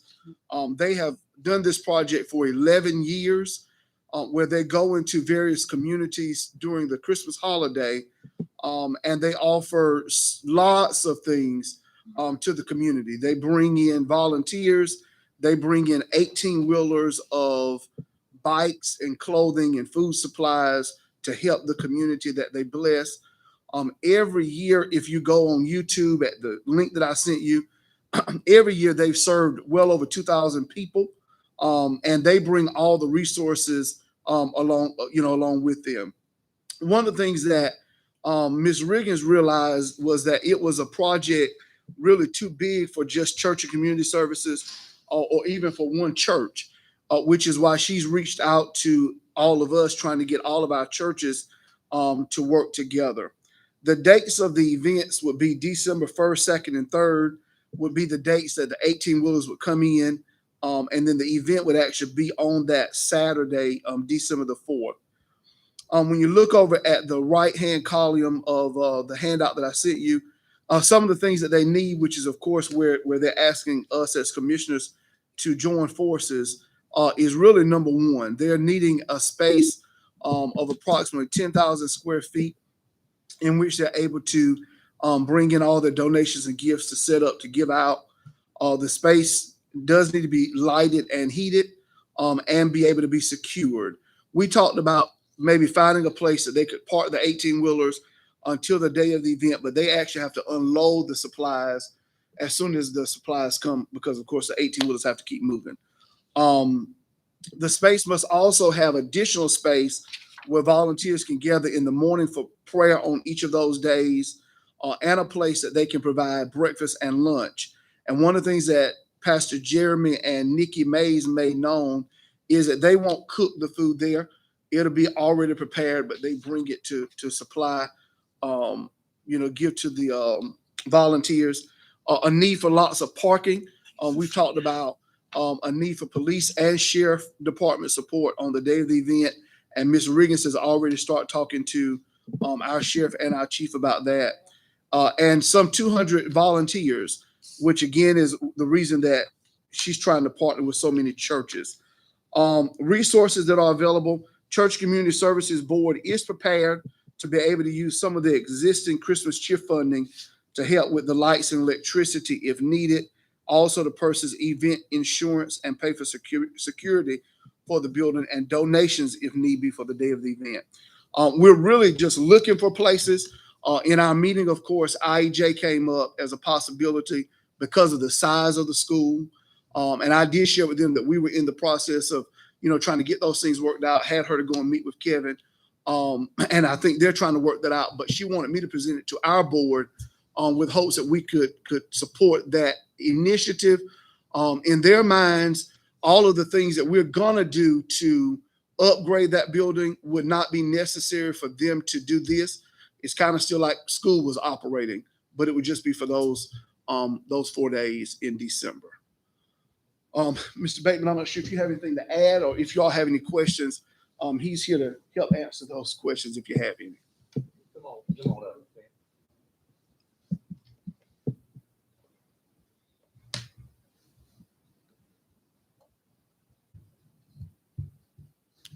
we certainly do appreciate Reverend Gibson enthusiasm and interest in our project.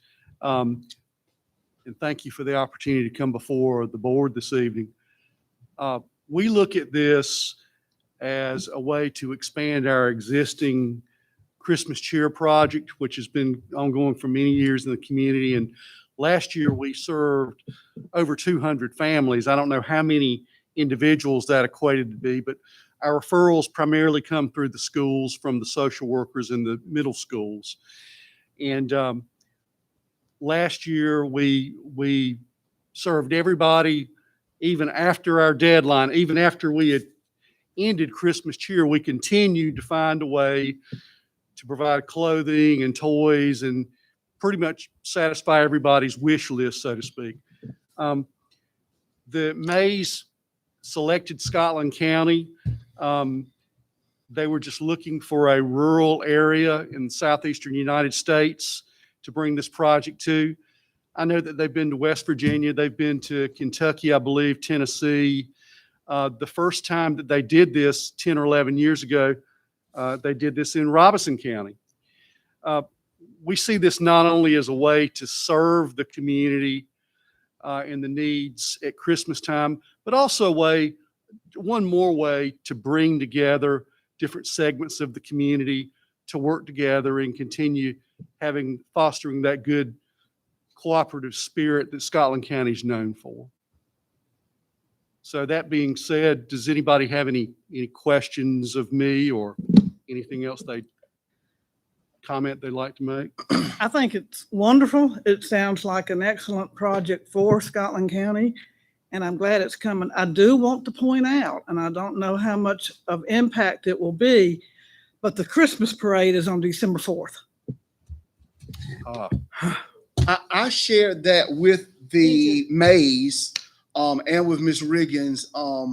And the Mays in our meeting just said that they have always left it at the first Saturday of December regardless. Okay. Because they've gone into communities who've had that issue, but it's just better for their volunteers to know up front when it's going to be. I agree with So that. But I think Ms. Riggins says we're just going to try to work around the timing of the event to not conflict with the Christmas parade was the hope. Yeah, I just think that needs to be in our minds. And if we have access to another space, I think she's open to that. And I think she shared it with Kevin. Her idea for Johnson, though, was the availability of the people. It's in the community. The people can get to it. We did talk about parking and the concerns for parking. And her plan, the committee's plan was to talk with Galilee Church, which is right next door, to utilize their parking space to offset some of that parking.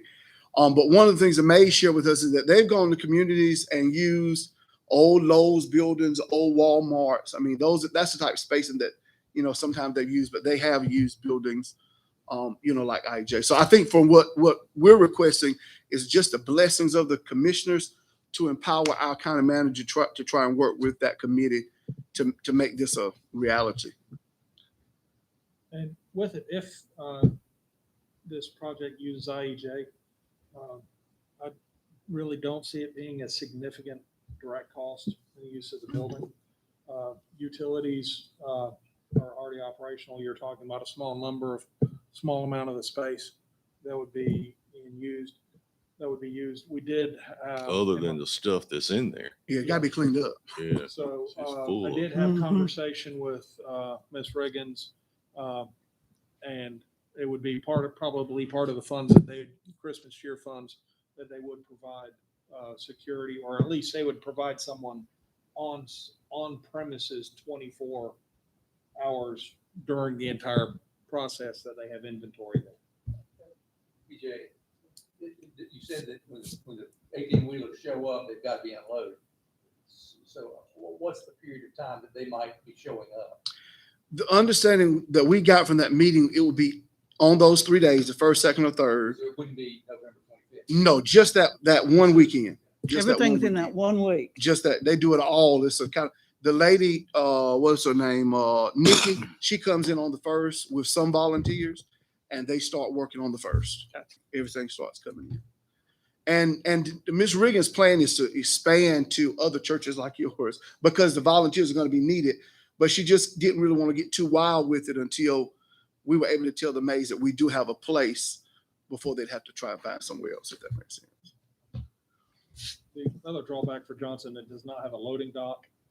But the other large facility, at least in Laurinburg, would be the armory. And with the parade going on, there's They don't no have a way loading to dock make- either. What about, That's a worse. The only one with a loading dock that would be available I know of is the old, right there behind Captain Larry's, that shopping center, whatever. Used to be It's got a loading dock. big lots back in the Big day. lots, and it was whatever the grocery store was. That's the only one I can think of right off to have a loading dock. I don't know what requirement of that is, about the old, of having to have a. completely? Would that building be Storage. Oh, yeah. That's right. Yeah, it'd be bigger than the gym at Johnson. Yeah.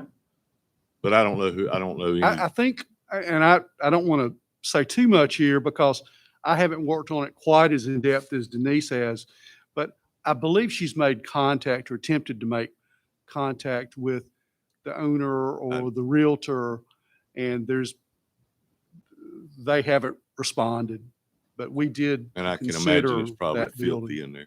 Yeah, there are, like St. Andrews was a possibility that she tried. I just don't know if they have to have a loading dock. No. No, I mean, at If church they don't have to have a loading dock, then it's a lot easier than.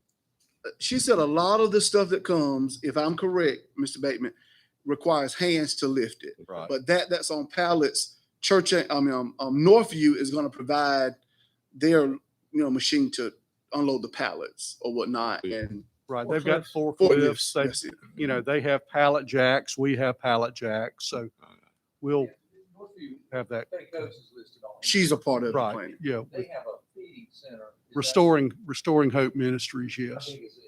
They having something going on during that time, and they're going to have stuff stored in that warehouse. That's the reason that was not used as a possibility for their Christmas event.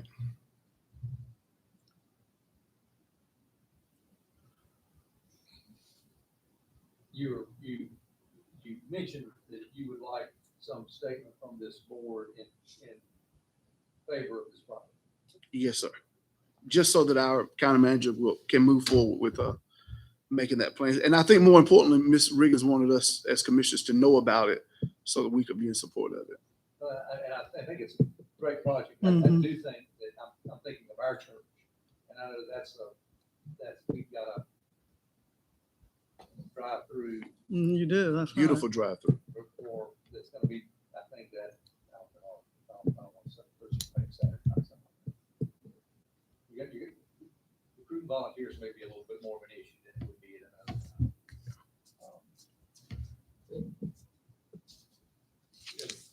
I want to put words in your mouth, Reverend Gibson, but would you like to make the motion that we ask the county manager to be work on this with this group of people? I will, if I can get a second. No, I'd like to offer a motion that as a board of commissioners, we support the Love Project and empower our county manager to work with the committee to try and make it a reality. I second that. Have a motion and a second. Any other discussion? All in favor say aye. Aye. Any opposed say nay. Ayes have it. Thank you, sir. Thank you, Mr. Bateman. Thanks, sir. Thank you, Chairman. Thank you, members of the board. Thank you, Reverend Gibson. Thank you. I thought you might just be the youngest member of the ZBP board.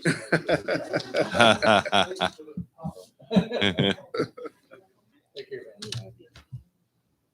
man. Ms. Sanders, please come join.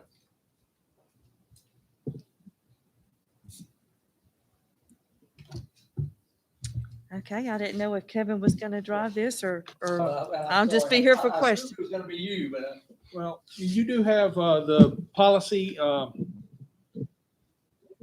that was drafted to what the board's recommendation is in your book. You do have basically the modified policy, the draft, as well as the red line where we modified it, where it does come back. It's a very stripped down version. So basically, if someone is tested positive for COVID, they will get sick leave. Also in there is an alternative that was recommended when discussing how to handle this with finance. Was also, it's a simpler process. We can go in and actually just give all of our county employees 80 hours of administrative leave. And that way, if they are symptomatic, or then they have that pool of leave to take it. Also, the one advantage is right now, or the conversation they were talking about, first of all, administratively, it's easier. Also, if someone is COVID positive but not symptomatic, of course, they would be quarantined, but they would work from home. But if they're in a position where they can work from home, if they have the administrative, under the COVID test requirement for leave, they're incentivized for not working from home versus, because if I'm going to be at home and you're going to pay me to do nothing, or you're going to pay me to do something, 25% of your people are going to, well, I'm just going to do nothing. Versus part of the thought is, if you have leave, you have that bank, and that bank is not really going to expire, but if you need to take it, it's there. And if you can work from home, you're not losing something. If you actually just work from home, that leave is still available for you. This is paid leave. It would be paid leave. For how long? It COVID would- can last from. What we would do is basically one set of 80 hours, 2 weeks of leave that we would add. And this would also go to new hires. And what we're thinking about is some point later on in the year, just as a default through June 15th of next year, but it can be shortened. That part can be shortened to whatever date, but. I guess my question is, if a person has COVID, some people are sick for 3 months, 4 months. I'm saying, if it's paid leave, will they still receive their pay as long as they're on the doctor's care, can't work? That's my question. I kind of think we probably need to be careful on that. Well, If I may They would go answer- into may I short-term answer that leave, question? right? Or So just like the others, the first federal leave program that came forth in 2020, it was 80 hours and that was it. 80 hours. Yes, sir. And what we did after that expired, December 31st of 2020, then, we then did the county's version of that and called it COVID paid leave. It was 80 hours. Okay. So we wanted to just limit it to 80 hours. Now they can take this, and then if they have it extended, if they have their own leave, they may take that. Okay. But if they are in leave without pay situation, at least we're eliminating 2 weeks of that. Yeah. But it's been rare occurrences where there've been extended leaves. But now on this administrative leave policy, and I assume that's supposed to say 80 hours instead of 40. Yes, it would be 80. It would be 80. The number 2. You're talking about 80 hours of administrative leave for positive COVID, or We are putting that quarantine. just like when we have a you're hurricane. not just giving them 80 more hours. Yeah, when we have a hurricane, we stop trying to figure out who was on board. We just give everybody whatever amount. The county offices were closed. We just put that in that admin leave for them to use whenever.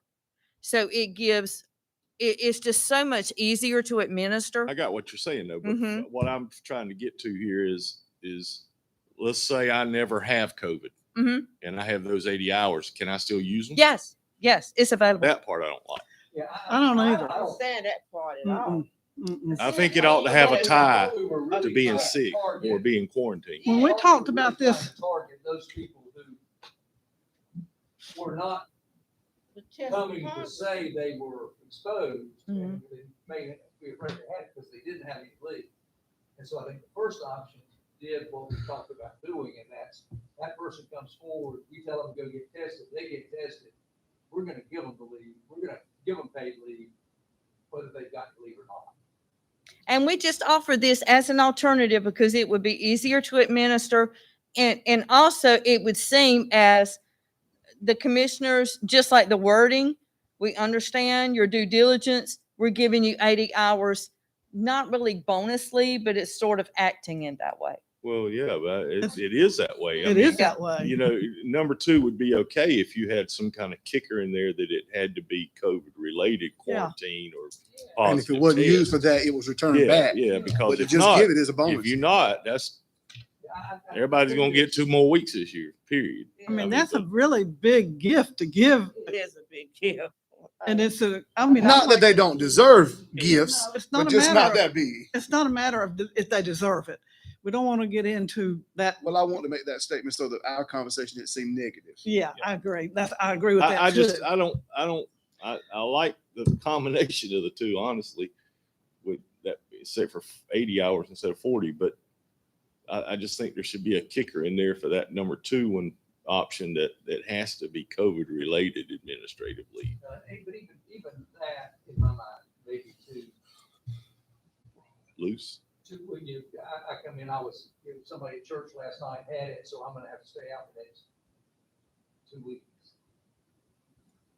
And Yeah, I follow what you're saying. And I just think that's when we talked at our last meeting, when it was, I felt like we were trying not to do that. I thought so too, Will. And that's why that first option, that it does go back to, and it's not a limit, there's not a limit on the number of hours, but it is tied to a positive COVID test. So most people are going to be back in work within 2 weeks, and we've not had the case yet.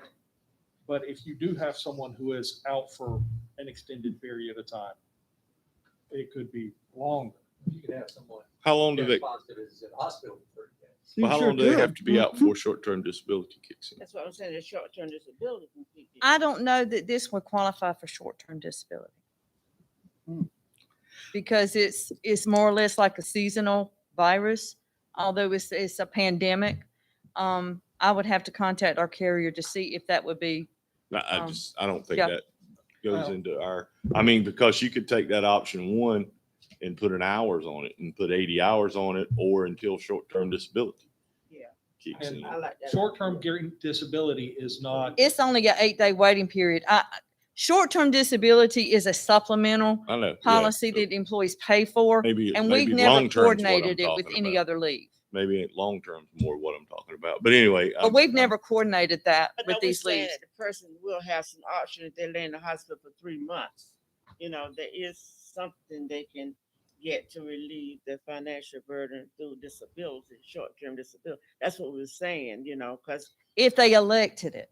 yeah, But see, that's the Right. supplemental that they have to choose to yeah, get. they have to choose. No, we wouldn't We be a can't part cover of all the that. bases, Right. but We I wouldn't be mean, a part. But I like the first one and just add another, what? I mean, hours. in it. put an 80-hour limit on it, or Yeah, something like that, but I don't like that second one. 'Cause you gonna have a Okay. lot of people out of work. So if you are leaning towards the stripped down COVID sick leave policy, there are some options I wanted to run by you just for clarity. Do you want this to run through December 31st? Or do you want to do it similarly to what you're doing, maybe with the mask mandate, is just until terminated by direction of the Board of Commissioners? Yes. The second, Yes. okay, Mhm. option 2. So many Christmas holidays, the Okay. holidays leave. So the next question is that, do you want this to apply to all Scotland County employees that would be part-time, seasonal? Or do you just want to limit it to those that already accrue leave, full-time employees and budgeted 32-hour employees? I would say part-time, but you'd have to average it on their last couple weeks or something. And that's how the federal Yeah. act, the federal, the Emergency Paid Sick Leave Act was designed. An average of the last couple of weeks. Is that how you figure the part-time? So with that, it would be regular part-time. So your seasonal workers Oh, yeah, are not included, but Okay. your bus drivers who work 20 hours a week would be. 12, 52 weeks out of the year. Kind of on board with that? Yeah, that's fine. So just for clarity, part-time, but not seasonal. That would be Right. permanent part-time, right? Right, right. Permanent part-time, not seasonal. Okay.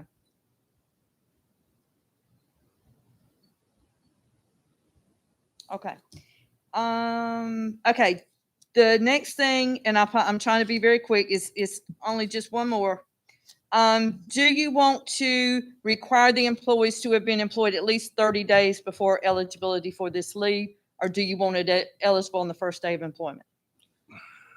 30 days. Might as well make it eligible first day of employment. I mean, somebody First day. comes to work and a week later they've got COVID.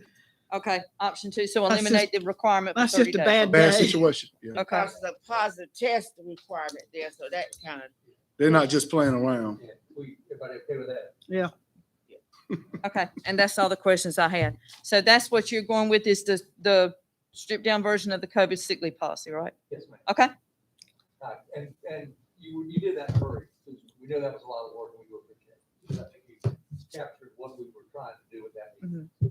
okay. Thank you, Susan. Thank you. If you don't mind, can I have a motion? I so move that we extend COVID paid leave to employees that present a COVID test effective 9/16/21 for 80 hours of leave to full-time and part-time employees, and that it will extend until the board terminates it. You have a motion? Second. Commissioner Howdy. All in favor, say aye. Aye. Opposed, say nay. Ayes have it. Thank you again. Okay. Mr. Chairman, I got a request. Can I go and do my part? I started some new medication and I have to have it in my system by 10 o'clock. And what time is it? I can't read that military time. It's 9 o'clock. It's 9:15. So I got to, it take me 20 minutes to get home, right? You go ahead with your part. We're going to. I'll bring my medicine next time with me. I don't know why I did. I'm sorry about that. Don't laugh. I understand. Wait a minute, I can't see with the glasses on. It's massive what's getting me. Okay, for the boards and committee appointments. The Historic Properties Commission, we got Lyle Shaw, John F. Stewart, and Leon Butler, and Marcus Norton. I move that we accept. How many how many openings do we have? I believe those are all existing. Those are all existing, right? I move that. But there are 2 openings after that. So. Okay. So could you There's still motion? 2 openings. Yes. Yeah, well, so we have a motion. And a second, John Alford. Any discussion on those recommendations? Hearing none, all in favor, say aye. Aye. Any opposed, nay. Ayes have it. Now, Jason told me that East Point has a position, and I would like for Carol to explain. Oh, okay. I've learned, and it's been verified, that counties can have 2 seats on the East Point Board of Directors.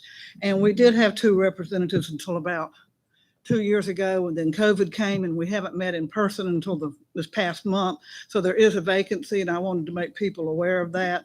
And there is a person interested in the vacancy, but we need to make the public aware of it as well and announce it at this meeting, and we can take action on it next month. Now, where is East Point located?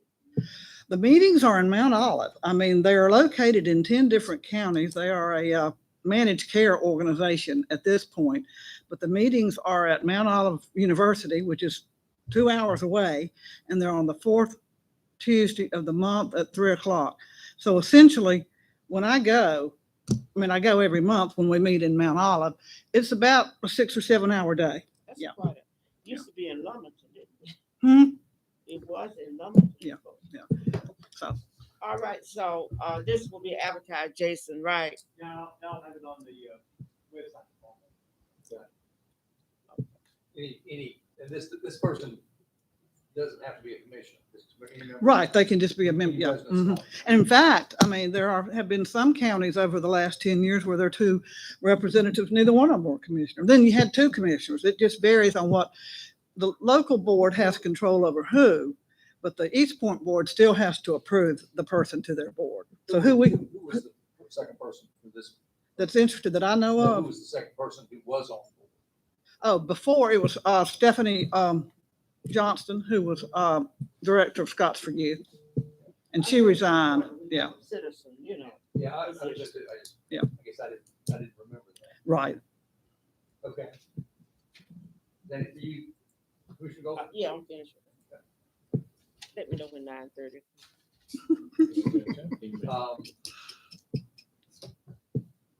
Alice Johnson from the board. We met last week. Is that right? Yep.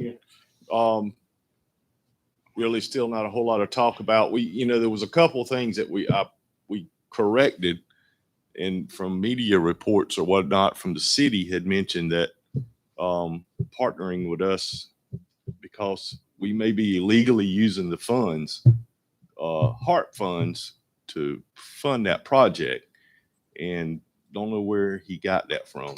I hadn't heard that was on the radio. Mr. It was stated Floyd, in their meeting by Mr. the Floyd attorney. said it in Oh, the at meeting. the council. City meeting. council. The city Okay. council meeting. So I made sure they knew that that wasn't our plan. So We were illegally using. we may be illegal using HARP funds to do that. And he was saying, I don't know if it's smart for the city to tie together with that. So, we left out with this last meeting with the city still having to do a meeting to make a final commitment on it, which I feel like they will. And the school's pretty much committed what they've done as far as an in-kind. And so that's where it is right now. So you still anticipate the city making a commitment, Oh, yeah. a financial commitment? The way the paper That read, is it made not what I'm hearing. Well, the article came in the paper. right. They did go ahead, Ms. Alford. Didn't we ask that you put in writing what we're gonna do? The city wants to know exactly what the county is gonna do Right. financially. That's what I was just about to say. Their request from us, if I'm right, Mr. Alford, was that what we agreed on that night that Kevin developed, the phases, that we put that on our county letterhead and send that to them, along with information from the school system. They should have sent a letter with their utilities, all that information on it. And Jason is going to send that over so that the city will have some concrete information is what they asked for to help them make their decision on what they will be able to offer.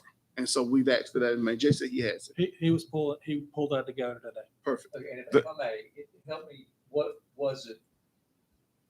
I think Kevin did a good job of the project and what the entire cost might be. I don't think we allocated that entire cost. Help me. Didn't we say that for the first? Phase one. Right. Right. We had a dollar figure. And there was an Right. amount on there. That's That, what we're talking about. Exactly. correct. That's what we said to our representatives on that committee, that we've committed to starting it with phase one being our first investment. I think that if I get that's the best way to approach it. To hopefully encourage them to support what we're doing and moving forward. Okay. Mr. Chair, can I make my commission report? I know I'm getting everything all screwed around tonight, but I wanted to say something. And if I'm gonna leave by I'm done. 9:30, I want to say something. Okay. Is that all right? If you don't mind, are we? That's all I have. That's all. Sorry, I That's, thought you had- No, I think they are. I just want to make sure. Okay. John, you got anything else to say about it? Go ahead, Eddie. Okay, Kevin and I talked about this about a month ago. We talked about recognizing persons in the community Mhm. that played a great part in helping with this COVID situation of the past year. And we talked about maybe doing each commissioner have opportunity to name one person. We didn't really decide how we're gonna go about doing it, but the idea was to have some kind of recognition by the Board of Commissioners for people that have played a big role in helping make this community survive during the COVID. I think that's a great idea. I think, and we, after we do that, we can extend it to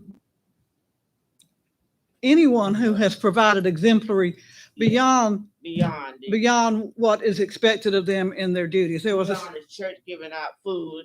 Right. You know, somebody has done exemplary things for. I mean, we had a situation at DSS last month, an emergency situation where children were taken into care during the evening after hours, and one of the children was COVID positive, and the 3 staff members and a supervisor, I think, ended up spending the night in the office building back here at DSS before they could get the child treated and the other children placed. I mean, and they just worked like 36 hours straight. Yeah. Now that's extraordinary. That's the kind of thing So that we you're don't talking want about. somebody to say, well, I gave out food to everybody in the community. They didn't cook it or buy it, anything, but they just gave it out. Right. We want somebody really has done something that's worth. I think that's a very good idea. So we'll Mhm. talk, I guess we'll talk about it in another meeting, but I Yeah. want to throw that out. How do you propose we start, and do we want somebody to take that as their, try to find someone to designate in that capacity for our November meeting? Yeah, that would be good. But we have to advertise. I mean, we have to, you know, it's some things that have to be worked out with it, and I don't think we have worked out. But we will think about that, maybe. Work at it, think about it, and for our November meeting, we'll try to have it set. Since this is coming, I think, out of your desire to do this as part of the board committee appointments, it's just something, why don't you work on how you think that ought to look and make a presentation to us at our next. Okay, I'll be glad. And Laurel Hill Community Center. Okay, with that, the contractor is expecting to actually begin moving dirt in November. Okay. So at that point in time, it was October, but then 3 days later it was November again. But as we get closer, we'll probably bring back a potential date, work with the contractor, work with board members for a groundbreaking ceremony on site When you said that meeting in November. in November, come a long ways that way. Yeah.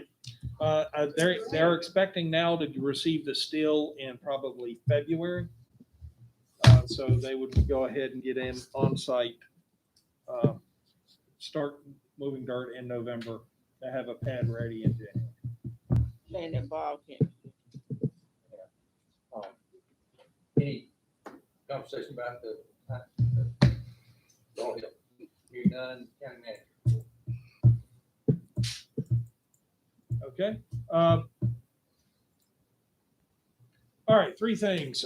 We have received notice that there is a tentative settlement in the opioid multi-jurisdiction suit, and the information is coming out. The board, each litigant, including the county, will be asked to accept the settlement by January 2nd of 2022. So we have a few months, but we will be working with Ed and getting some legal advice and figuring out exactly what we need to do to be in place. Original estimates that I saw a couple of months ago, Scotland County over I believe an 18-year time period would be eligible to receive slightly over $3 million. I don't know how that would be paid out or anything like it. That is just the total, and it also depends on how fast the different states sign up for settlements. The number is, if all the counties that were participants in the litigation agree to the settlement in North Carolina, it changes how things are done. But it is not a small amount, but it is over an 18-year period.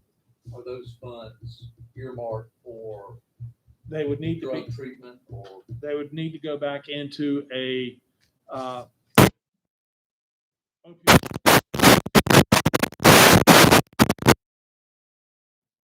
or something else, or mental health, substance abuse It's a wide variety, but it still has to tie back into opioid abatement.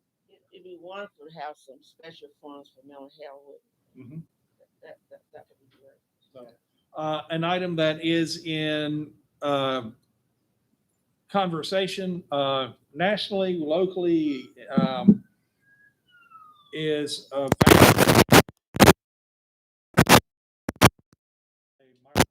the microphones has a dying battery. Of course, the presidential administration has announced that they intend to come out with an OSHA regulation that would require vaccinations.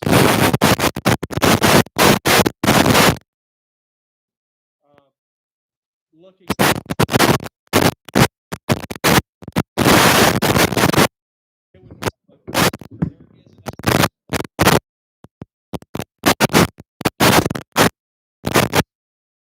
It is an estimate that it would be impactful for EMS and the health department because they are medical.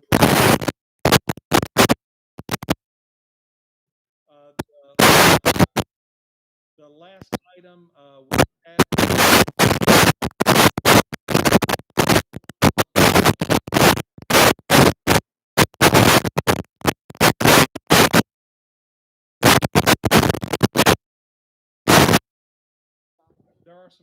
There is property that the county.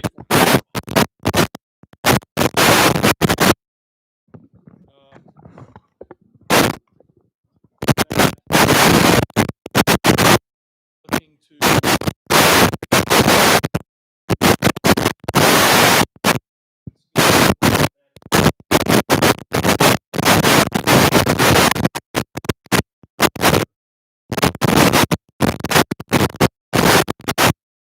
Back to the commissioner.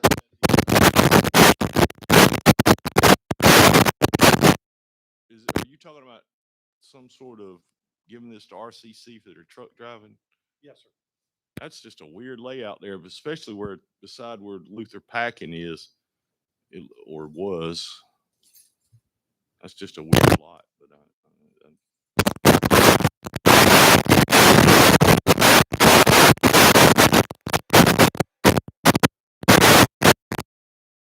Or dispose of.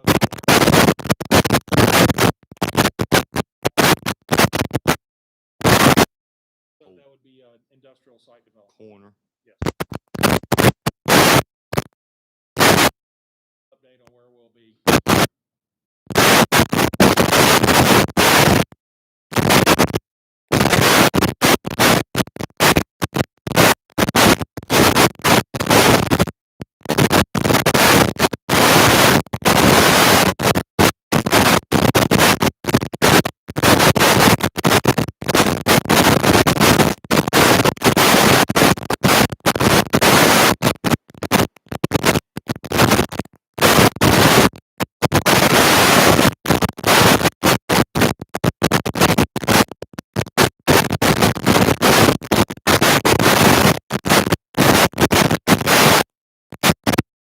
He's good. Carol McCall. Mr. Ivy. the only thing I would want us is bring up again is to talk about, not now, but sometime down the road about that decommissioning bond if we have future solar project. About the what, Tim? That decommissioning bond that they were talking about. Maybe Mr. Johnson could look into it or something. Yeah. Mr. Alford.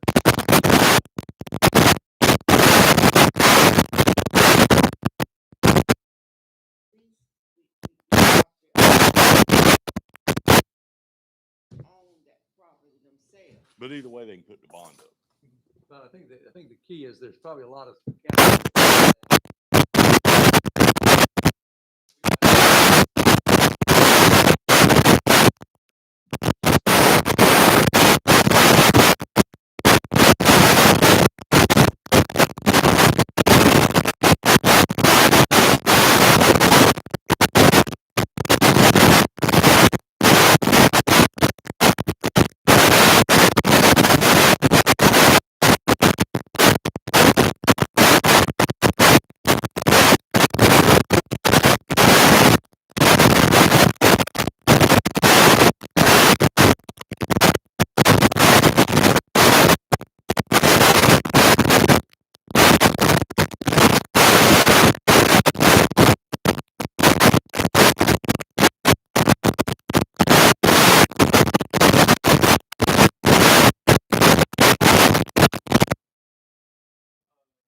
it's,